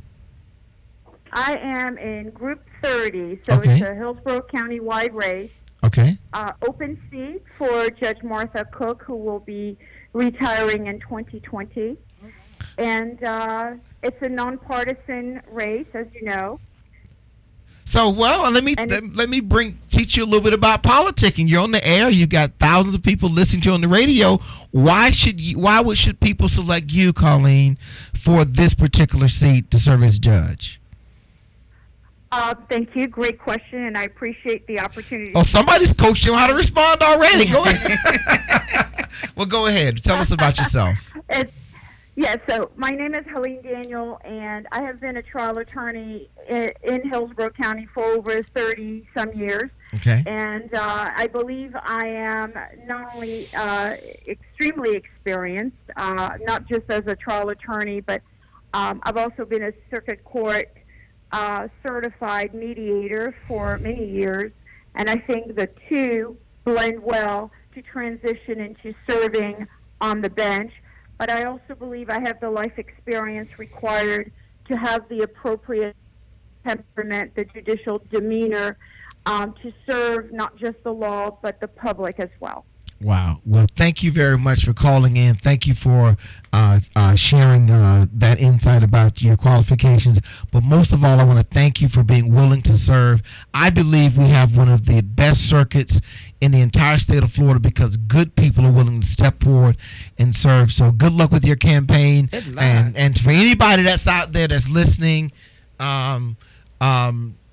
please feel free to go over to Ybor City. It's on 7th Avenue. It's a Corvette show. Listen, this is to support in any inner city Catholic private school that struggles. I think it's 100% scholarship based school where tons of kids are in need, and it's a great school. And I just want to encourage everyone to go out and support this event that's being put on by Marvin Knight. And she mentioned Joe Capitano. Everybody know the deal. You better show up. The last thing you need is a call from Joe. So good luck with the event, and hopefully I'll see you out there today, okay? Thank you. Me too. Thank you so much. Right. Bye-bye. Take care. Wow. So I don't now you're a Brooklyn native. So St. Peter Claver, for everybody who's listening out there around the country and across the state, is an inner city black Catholic school, and school that just needs support, and we try to give that support. I'm glad that she called and shouted this out. Being led by two great community activists, Joe Capitano and Marvin Knight. Teresa, if you don't know them, we got to get you introduced because they're people. I do know Marvin. I'm not familiar with Joe. You need to know Joe. Everybody needs to know Joe. So, all right, we're going to take another break. Esteban's giving me the finger, saying I need to take a break. So we're going to take another break. We're going to come back, and I want to talk to you a little bit about Stand Your Ground. Yes. Florida is leading the country in developing that law. I know you're involved in that yourself, so we're going to talk about that a little bit when we come back. This is In-Text News Radio, reality radio, where everybody can be a star. Even you, Esteban. Yes.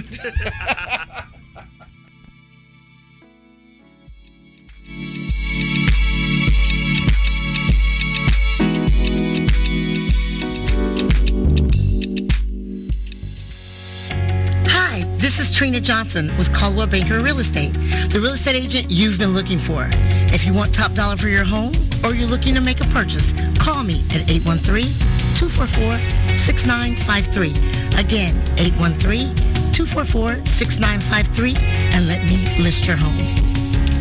This is Linda Archie with Tyre Temple United Methodist Church. Join us every first and third Saturday of the month at the Village Market, East Tampa, 3206 North Sanchez Street.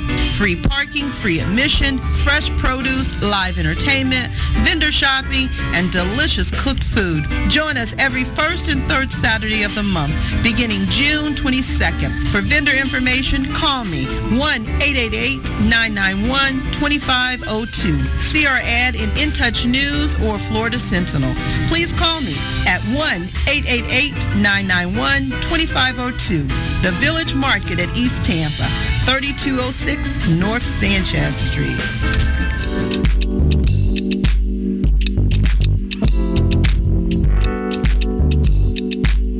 What does that music mean, Esteban? Boom, that's what I'm talking about. Good morning. We're back live on In-Text News Radio, reality radio, where everybody can be a star. Now, what does that mean, everybody can be a star? Well, it means you can participate in the show. It is a call-in show. The call-in number is 813-444-9588. 813-444-9588. Now, before you start typing and dialing, settle down. Just hold on for just a minute and just gather your thoughts, okay? And then give us a call, and we'll be glad to entertain whatever's on your mind this morning, whether it's local or national. I know a lot of people are concerned about the storm. And if you're watching on Facebook, you'll notice that sitting next to me, that is not Professor Tony Seabrook. That is attorney Teresa Jean-Pierre Coy. With the Jean-Pierre Coy law firm, you all specialize in criminal and personal injury law. But there are a lot of people with the storm situation. I know it creates a lot of anxiety. The other night, I did I'm going to give y'all my strategy. If you want to get gas, get up at 2 in the... Stand your ground, and I'm using the air quotes. As a defense. As a pre-trial immunity hearing. To prosecution. Right. If they actually file a motion, go to court. This is not trial. Go to court, have a hearing before the judge, and the judge grants it, or let's say the judge denies it. Then they can't be prosecuted? Yes, they cannot be prosecuted, but then they can go after the sheriff and sue them for money. So that's why the sheriff is very hesitant in trying to, I'm just going to say was hesitant in the Draker case. I will tell you this, and this is just my own personal feeling. That's not how it's done for everybody. Right. I've personally represented people who I felt had valid stand your ground defenses who happened to be brown, black, Hispanic, whatever, and they did not get the luxury of the sheriff saying. So what you're so we assume a couple of facts that unless we have something, there's a thumb on the scale if you are disadvantaged. That's what I'll use. And I mean, disadvantage could be economic, it could be language, it could be cultural, it could be race, it could be I just think that there's a thumb. And so what when the defense comes in, you're trying to put equal weight and balance that and take away some of the things that have tilted it this way so that we're now back to a balanced, just, fair process. The way I like to explain it is equilibrium. We like everything to be at an equilibrium. When one part is off, it messed the whole system up. But, going back into stand your ground. So in any of, we got a phone call? We got a phone call. Let's do it. All right, go ahead, Esteban. All right, Esteban, bring the caller in for us. Good morning, caller. State your name, where you're calling from. Good morning. This is Carl. How you guys are doing this morning? We're doing great, Carl. How are you doing today? I'm doing fabulous up here in Cranberry, PA. I got a little overcast, not too bad. Okay. So how was your week this week, Carl? My week was pretty good. Running here and there, hour back and forth or whatever, cross country or whatever. Experienced a little wind or whatever, little draft here and there. Right. A little heavy traffic, road construction, roadways here and there. That typical disturb drivers. Okay, so all right, let's get into it because I got you right here. Out there driving on the road, are you feeling the impact of Donald Trump's tariffs? Is it impacting the goods going to and fro, Carl? Are you feeling it out there? Yes, certain times of the month, yes, you do, because we get a lot of imports in from China, whatever, and Korea, whatever, the home goods and the TJ Maxx and the Marshalls or whatever. So the shipments are erratic. Some of them come in at a big, at a heavy, and then they'll go down for a while. Got it. Okay, got it. Now, I'm not hearing that on Fox News. I'm watching it every day. I'm waiting for them to report that our commerce is starting to be impacted by that. But Fox won't report that. We'll leave that alone. Nobody complain. Don't report me to the FCC. But all right, Carl, your boy Biden this week, he was stumbling and mumbling. He was stumbling and mumbling. And I got a deal. If he gets elected, I will pay for you to go to inauguration. But he was bumbling and mumbling. What are your thoughts on this latest gaffe by Biden? Well, I feel, we do want our politicians to be intellectual and be able to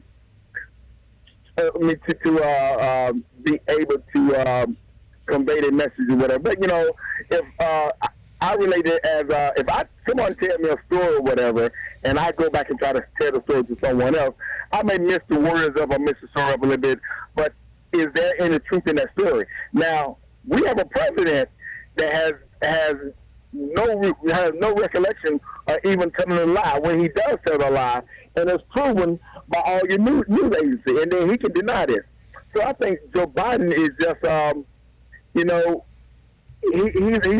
a notch above what we have in office. Got it. A notch above. I would like to think he's a long way above. At least I know that I think his actions and things of that nature are genuine. Maybe wrong or right.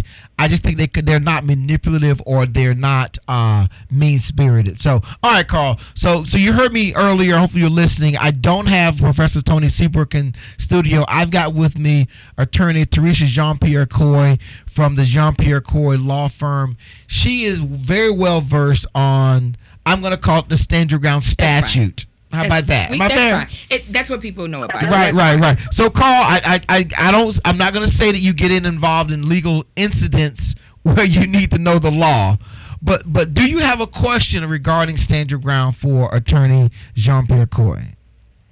Yes, I do. I had a previous incident a few weeks ago. I just told you we didn't want to get into your personal. We didn't want to get into your personal.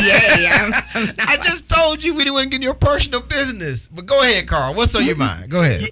I had a Caucasian guy bump into me at a truck stop. He bumped into me, and I'm a pretty decent sized guy now, So the guy bumped into me and Another once he call. pushed me aside. Right. And I turned around. When I turned around, I noticed that he had a 9mm on his hip.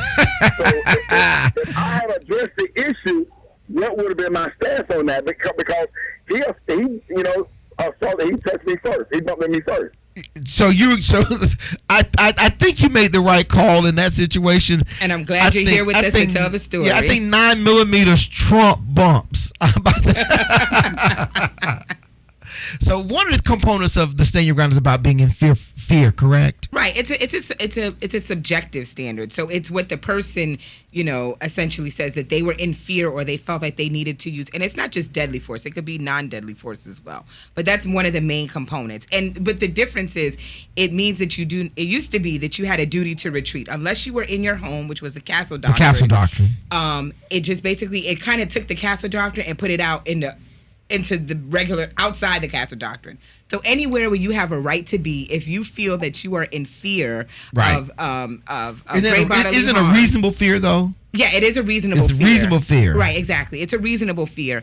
Then at that point you are allowed to use deadly force or the threat of force to defend yourself. Right. But obviously Okay, now, so the question would be, this guy bumped into me first.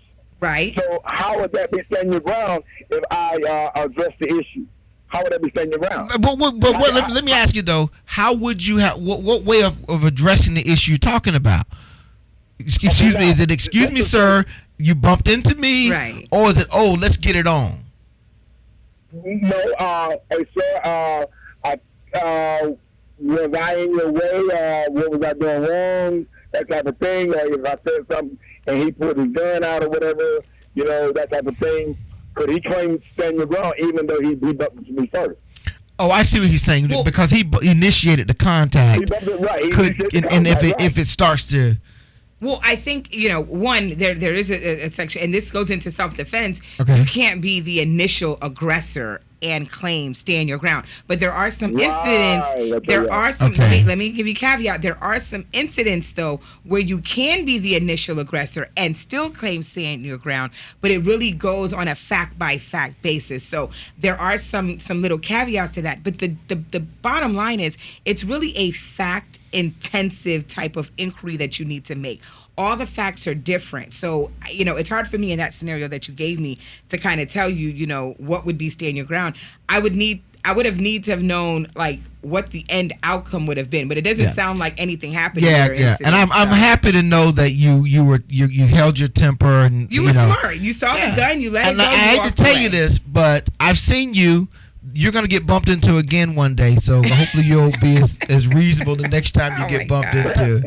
Hey, man. Listen, Carl, we always appreciate you listening. Be safe out there, and hey, I will talk to you soon. Wow, that character there, man, he's all over the place. Will you give me the break signal, Esteban? I will. No, you will. Okay. It's all right. Break time. Is it break time yet? All right. So going back to talking about how this thing works. So you were involved in a recent case, right? And it was billed as Stand Your Ground. Are you telling me that was not really what that case was about? Yes and no. Okay. So you have to look at it. Now, which case we're talking about? Can we talk about the case openly now? Yeah. I mean, it's okay. Well, I mean, I'll tell you when I can't. All right, then, good enough. I mean, right. just the basic facts were obviously. I mean, people touted it as the parking lot shooting case, and I call it the convenience store. The convenience store or handicap parking spot, whatever you want to call it. But bare facts were, in the community. When we hear stand your ground, we automatically think of Trayvon Martin. Correct. And the biggest thing about this case was that Mr. Draco was not arrested. Right. Because as a criminal defense attorney and a person who represents a lot of African Americans, even for me, it was kind of an interesting, the process decision. Of how it played out. Right. Because I like I said before, I have clients who I felt could have justifiably just as well have claimed a stand your ground, and they were arrested. So, but your role in that was balance the scales, make the system work. Right. And let's hold that thought. We're going to come back. We're going to take another break. And come back and talk about the political implications of how this is affecting, I think, how people come into these cases and look at them, because politics is running the day. You're listening to In Touch News Radio, reality radio. We're about to start. We're going to take a quick break, pay some more bills, and we'll be right back. And I'm going to point at Esteban. Boom. How about that?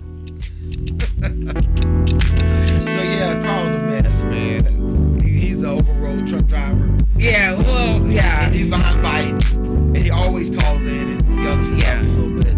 I wanted to get in with this Navy thing. Is the initial reaction was.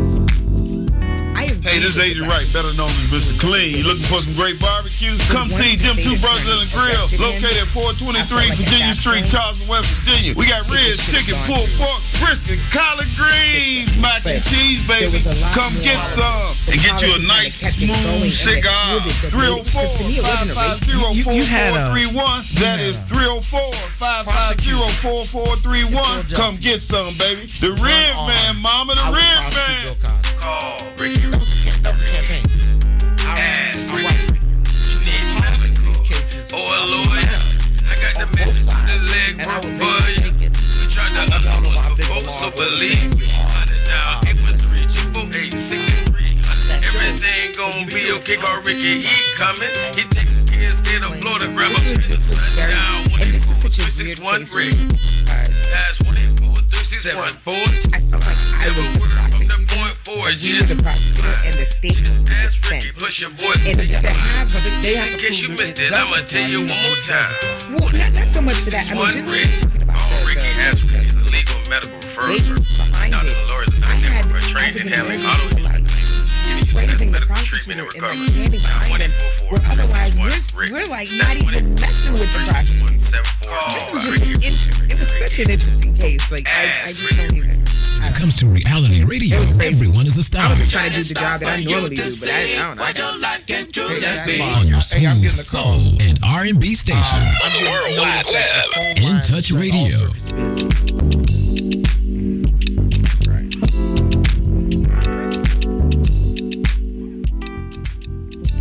Yeah, I'm ready to go, man.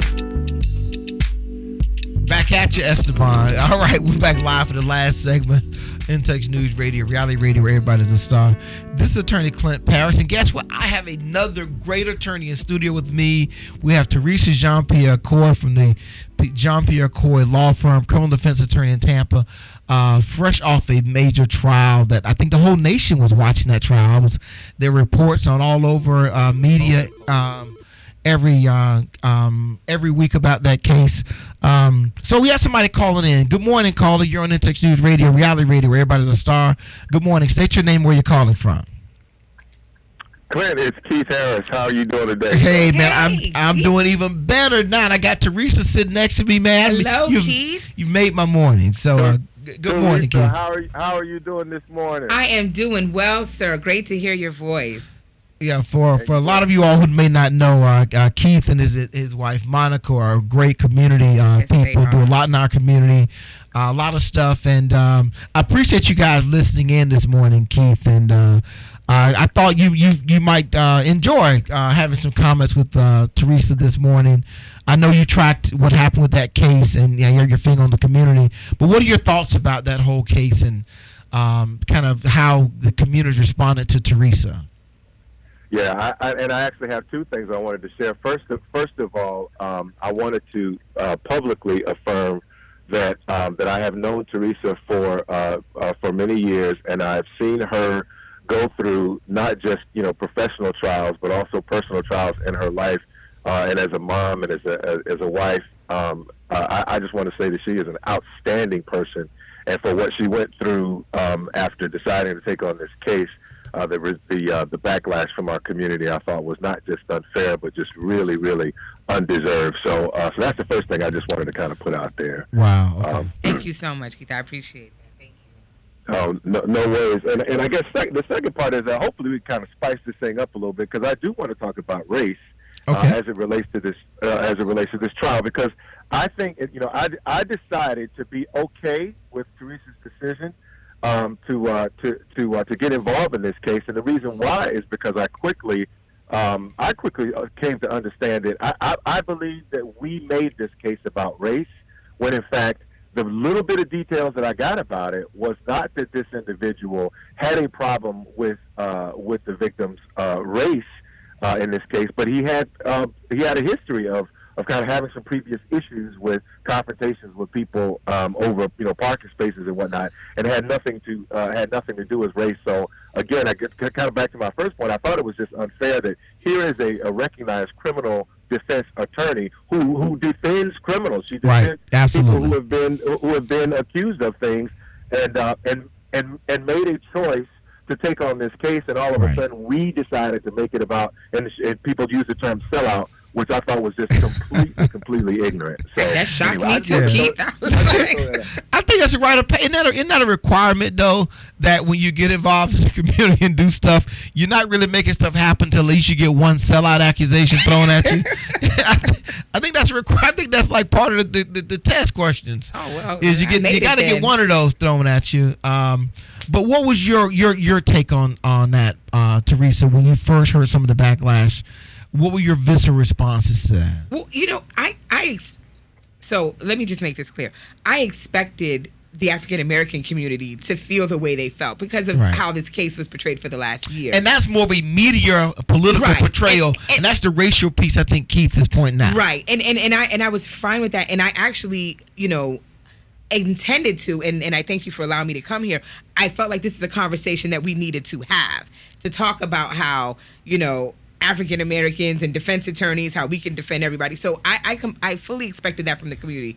The part that shocked me the most was just different attorneys who called me, a sellout or whatever. That was the part that really shocked me. Really? And I'll be honest, I was really shocked about that. And not so much that different attorneys. I mean, I expected from attorneys who probably didn't practice criminal defense but there was just a group of attorneys that actually were criminal defense attorneys that shocked me with calling me a sellout. So that was mainly the main part that I had an issue with. I welcome the community, having a problem with this, and I welcome talking to them about it and explaining it, because what I've said before, and I'll say it all the time, me defending anybody really just helps African Americans in the long run. Right. It really does. Well, we have to have that system has got to be balanced. You've got to have a way, and only if you have people, and I say this all the time about all law enforcement, education, you need people of all sorts. This is the strength of diversity. Everyone, everywhere, holding everyone accountable in every way that you can facilitate that. Right. And and one person I spoke to, and he put it so clearly, he said, I didn't know that there was a litmus test for what types of cases that African American attorneys could take. And I thought that was just so powerful, because I honestly, I don't think there is a litmus test. Like we are so diverse and different that I think we can all agree that we have differences, but also respect the fact that we're all doing our own thing. So, so that was really the only part about this case that kind of shocked me. But with the community, I'm willing to talk to anybody at any time about my role in this case and why I took it. And I would, and like I said, if anybody was mad about me taking this case, you would have been mad about the cases I took that didn't make the national news. Well, so it was just an interesting experience for me. And like I said, it's not going to stop me. I mean, I'll get on any case. I don't care. Attorneys was troubling for me. I mean, again, I represent companies. Right. And so I'm sure that I've been called representing the man and been called a sellout more times than I can count. But that doesn't mean that my clients don't deserve zealous advocacy. Right. It doesn't mean that my clients don't deserve to have their day in court, and don't deserve for my client for me to push the best defense possible for my client. And so the community pushback, I think, as Teresa articulated, was probably to be expected, because the community doesn't have an appreciation like lawyers do. Lawyers about should. What our role is. Like the lawyers should. Correct, should. Right. Right. What our role is in the justice system. Right. Lawyers, however, absolutely have an appreciation for what our role is, and the black legal community is too small. Right. It's way too small for us to take those type of pot shots or not come out. And even if you don't agree with the representation, have an intelligent conversation with people in the community that explains what we as lawyers know is our job and responsibility. Absolutely. So I called in for two things. One, to say, I always point you continue to put on guests that staying at the forefront of issues in the community, and applaud you for doing that. And then two, to just lend my public support beyond social media to Teresa, and all the things that she's done in the community. And as I said, when she's representing black defendants, ain't nobody calling her a sellout. Well, can I say something? One, I want to thank you, Monica and Keith, for that. I appreciate it. But I would like to say this. It's the last thing. The Seminole Heights killer is an African American young man. Correct. When he came out, he hired, I believe it was Hispanic attorneys, and they had said they were trying to assemble a team together of lawyers. Right. I personally reached out to them and said I wanted to volunteer my services to help that young man. I wasn't taking up on it. Right. So I volunteer my services for black, white, like I said, anybody. Correct. I wasn't taking up on that particular case, but I volunteered my services pro bono, and I don't do it for everybody, so I don't want anybody calling me trying to get pro bono cases. Let's make that clear. Right. But I did volunteer for that young man as well, and I've represented other African Americans in any event. So I appreciate the Harris family for supporting me, and for the black community, and I will continue to just keep doing what I do. Well, thank you, Monica, for calling and appreciate it. Keith, he got cut off before I could thank him. I want to thank him too as well. And I appreciate you all supporting me and this little modicum of speaking out that we do here. I am also disappointed when I hear about people attacking someone else, taking advantage of moments in social media. I think it's overrated. It's unnecessary. It doesn't benefit our community. I would like to think that everybody, no matter where you stand in the justice system, your intent is to do the right thing and provide benefit to our community. How much time? I'm out of time, Esteban. I know you're kind of looking jittery over there. So hey, listen, it 2-hour show. It does need to be 2 hours. Teresa, I want to thank you for coming in this morning. We appreciate your time. Anything that you want to say to the community before we close out? No, I just want the community. We can have a discussion. We can disagree, we can agree to disagree. We can have a discussion, and if you want me to come out and talk to you and explain my whys and explain why what we do as especially African American attorneys in the criminal justice system, why it helps us as a whole, I'm more than welcome to do that. Yeah, so. I mean, it is a tough profession. I commend all lawyers who are willing to take on the responsibility for helping other people through difficult times, holding our community and our system accountable for what it says it wants to be. I didn't make up this system. Teresa didn't make up this system. Hey, somebody else made it up. We're just going to make it work the best way that we can. As always, I thank all of our listeners. I thank my callers, my watchers. I mean, listen, I'm telling you, I've got the face for radio. You can see it right there live anytime. Please keep Teresa Jean-Pierre Coy in mind if you need a criminal attorney or looking for someone in personal injury. And the law office of Clinton Paris can't help you. Feel free to look her up. And always, we'll be back next week live here on Intex News Radio. Reality Radio, where you too, Esteban, can be a star.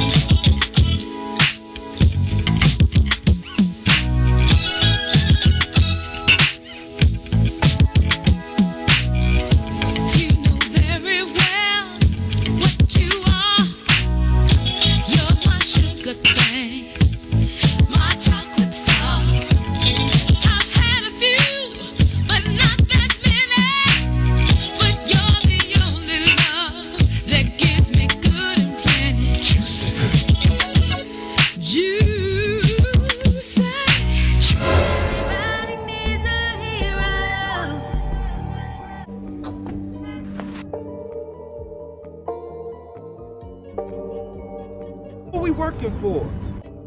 What you want, money? I got money. I want some money. I do not work for the U.S. government, nor do you. 3D guns. Feels like a toy. And it's a shame how bad things happen to good people. I'm gonna ask you one question before I kill you. Y'all hackers in the hood. We're more like digital entrepreneurs. We're using technology to bring economic development to our. So who you suspecting? The big-time international real estate banker that deals with cryptocurrencies. Hey, get out of my face! Get out of my face!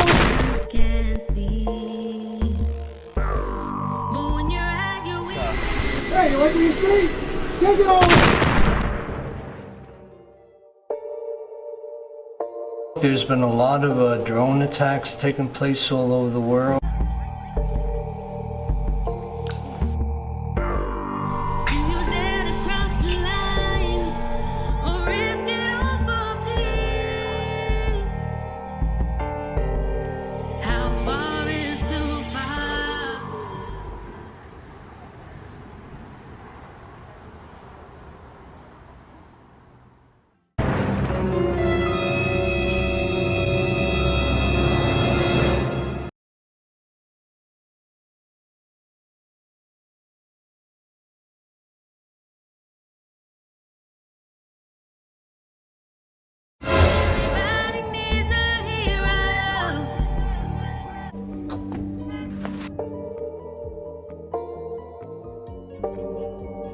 What are we working for? What you want, money? I got money. I want some money. I do not work for the U.S. government, nor do you. 3D guns. Feels like a toy. And it's a shame how bad things happen to good people.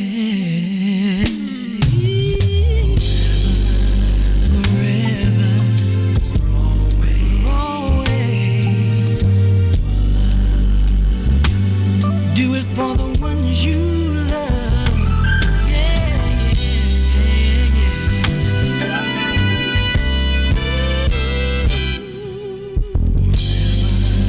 forever. Always. Keep it right there. Keep it right there.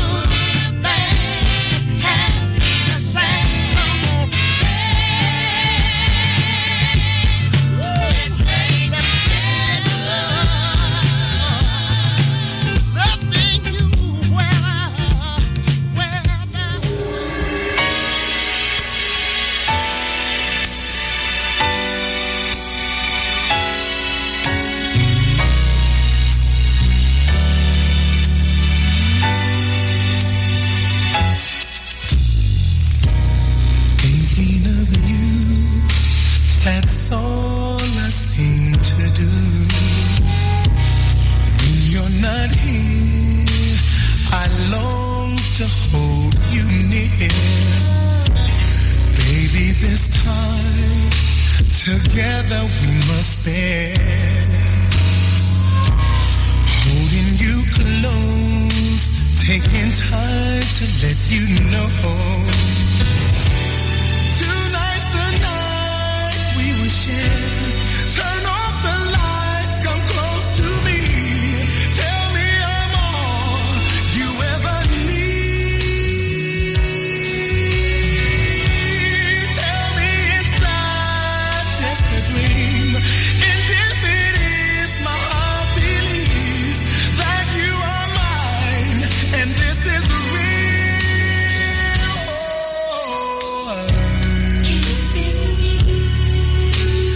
Loving you all through the night. It will be alright. What's better than a love that's made for two? I cannot count the ways I feel for you, but you should know. And starting from today, from this point on, my love is here to stay. Lie close to me, hold on. Let's make our love last all night long. Baby, I'm yours. Take all of me. I'll never try to bring you down. My love will always be around. Yes, I'm convinced you're all I need.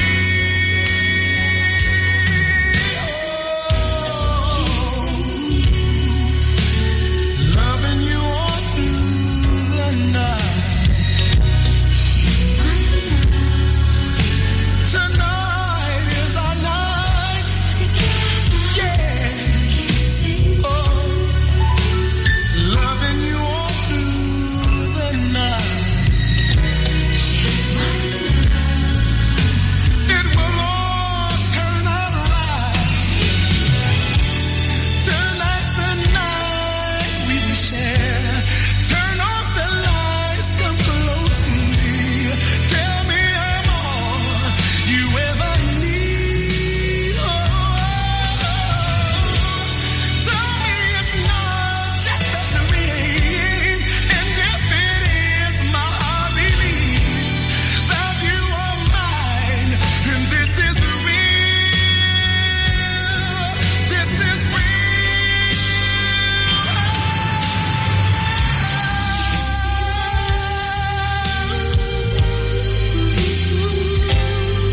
My baby, ooh lady, let me show you that. Let me show you that I love you, baby. Yes, I do.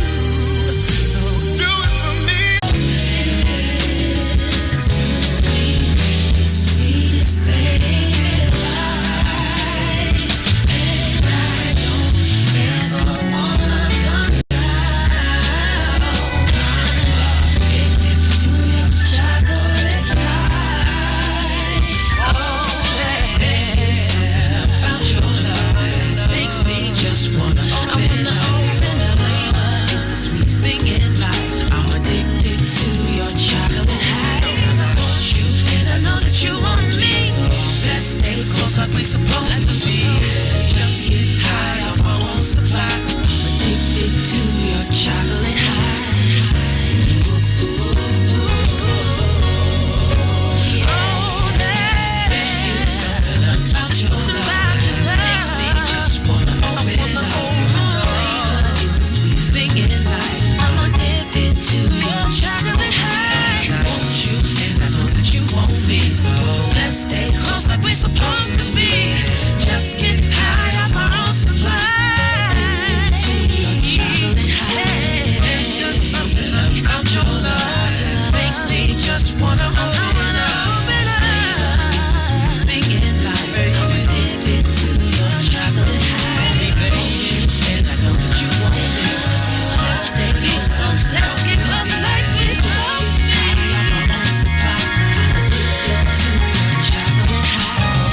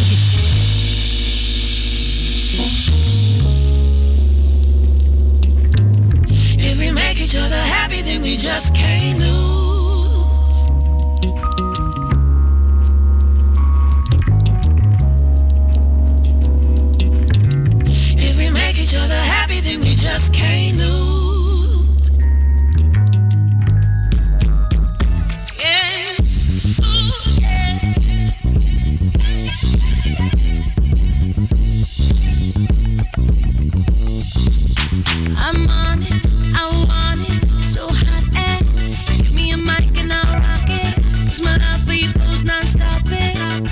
Hey, you're the only one I really need. Any place where you need to go, it's the only place that I wanna be. Let me tell you, say you, no one makes me feel like this. That happens when we kiss. This love is real. When I tell you that I'm yours, would you keep on loving me? Would you do all that you can to see me smile?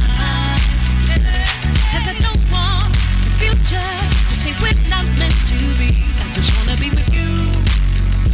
That's why I rock with you. And all I give to you, to keep your love for me. You're like a drug to me. Yeah. Every day, just before I go my own way, I get down on my knees and say a little prayer for you. Believe it or not, when I'm driving on the block, playing music in my truck, I stop, say a little prayer for you. When I tell you that I'm yours, would you keep on loving me? Would you do all that you can to see me smile? 'Cause I don't want the future to say we're not meant to be. I just wanna be with you. That's why I rock with you. And all I give to you, to keep your love for me. You're like a drug to me. Yeah. Boy, you know I'll do anything for you.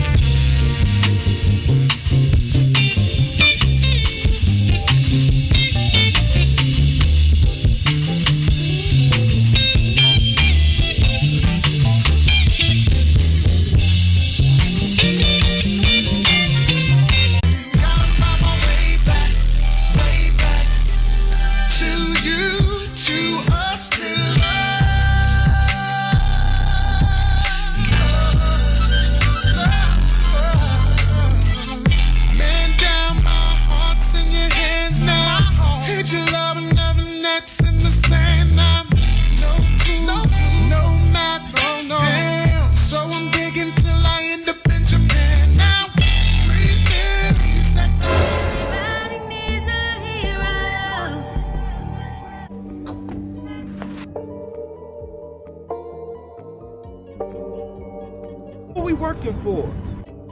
What you want, money? I got money.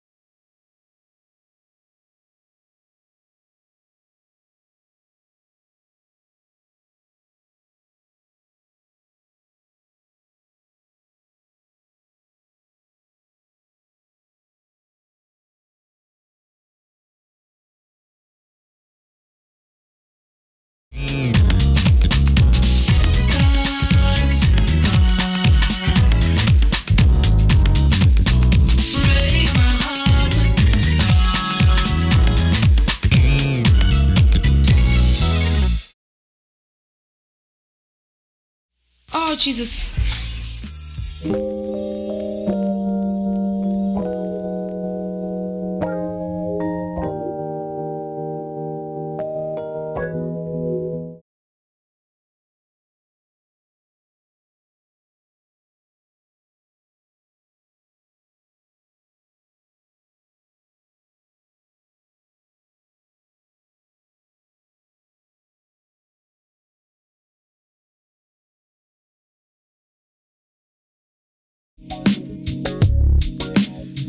For what I did to you while you were busy loving me, I was busy too. Oh, I played you dirty, boy. Did some things I shouldn't do. Well, you were only trying to treat me good. I was playing, damn. I can't even begin.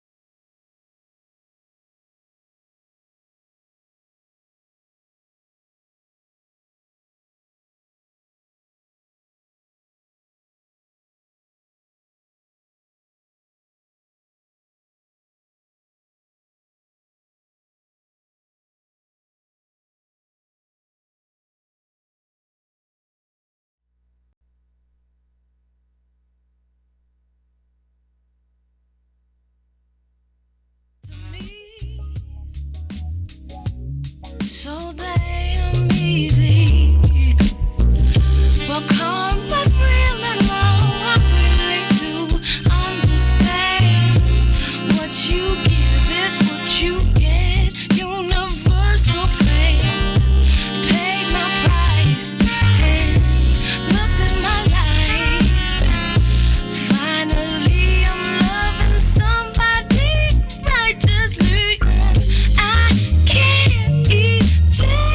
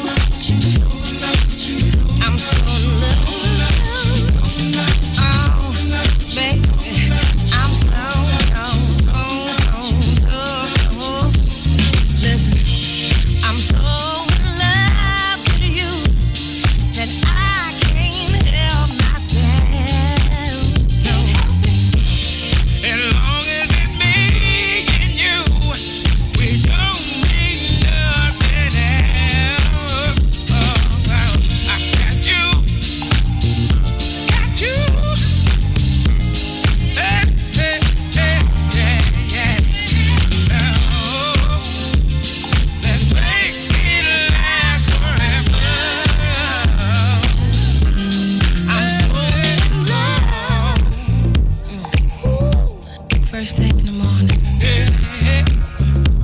When I open my eyes and see you, I feel like a breath of fresh air. I feel like I could fly, that I could get by. You know that I'll have you, babe. Any obstacle that comes my way, you know I do anything for you. Because of your love. Oh, baby. Oh, baby. I'm so in love. Yeah. I do anything. I do anything. I do anything for you. I do it. I do it. I do it. Do anything for you. Anytime it's alright. You want me, baby. No matter how you.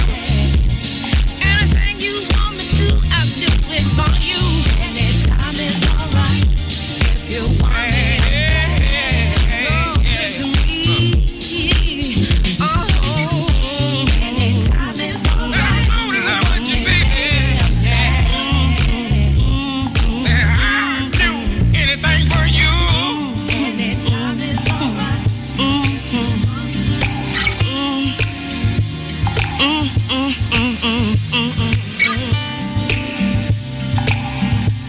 Anything you want me to do. Oh, it'd be a blessing for me too. Oh, baby. Oh, baby. Sugar is sweet, but not like you. Raindrops fall. Sunshine. But when I look in your eyes, don't want nobody else, baby.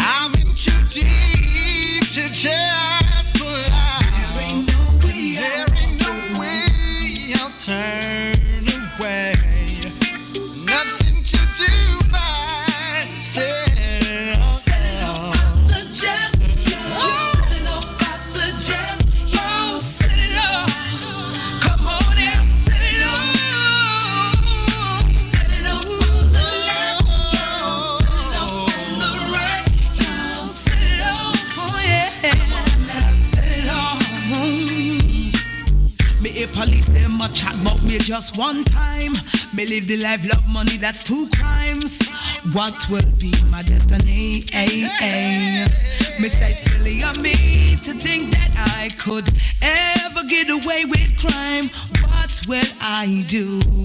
Hey. When they come for you, check it. I ain't got nowhere to go, nothing to lose. I'm lost. Who rotten for Cleo? Hot like Ultra Rios with my back to the wall. I put my gat on dog. Replace your player's ball with the 911 call. Situations I've been in got me capable of sinning. You grinning? Watch me speed, sticky ass like minute. Letting it off, setting it off in the beginning. Pinning these ill rhymes, representing ill women. Said it. I suggest. Set it up, I suggest. On the right.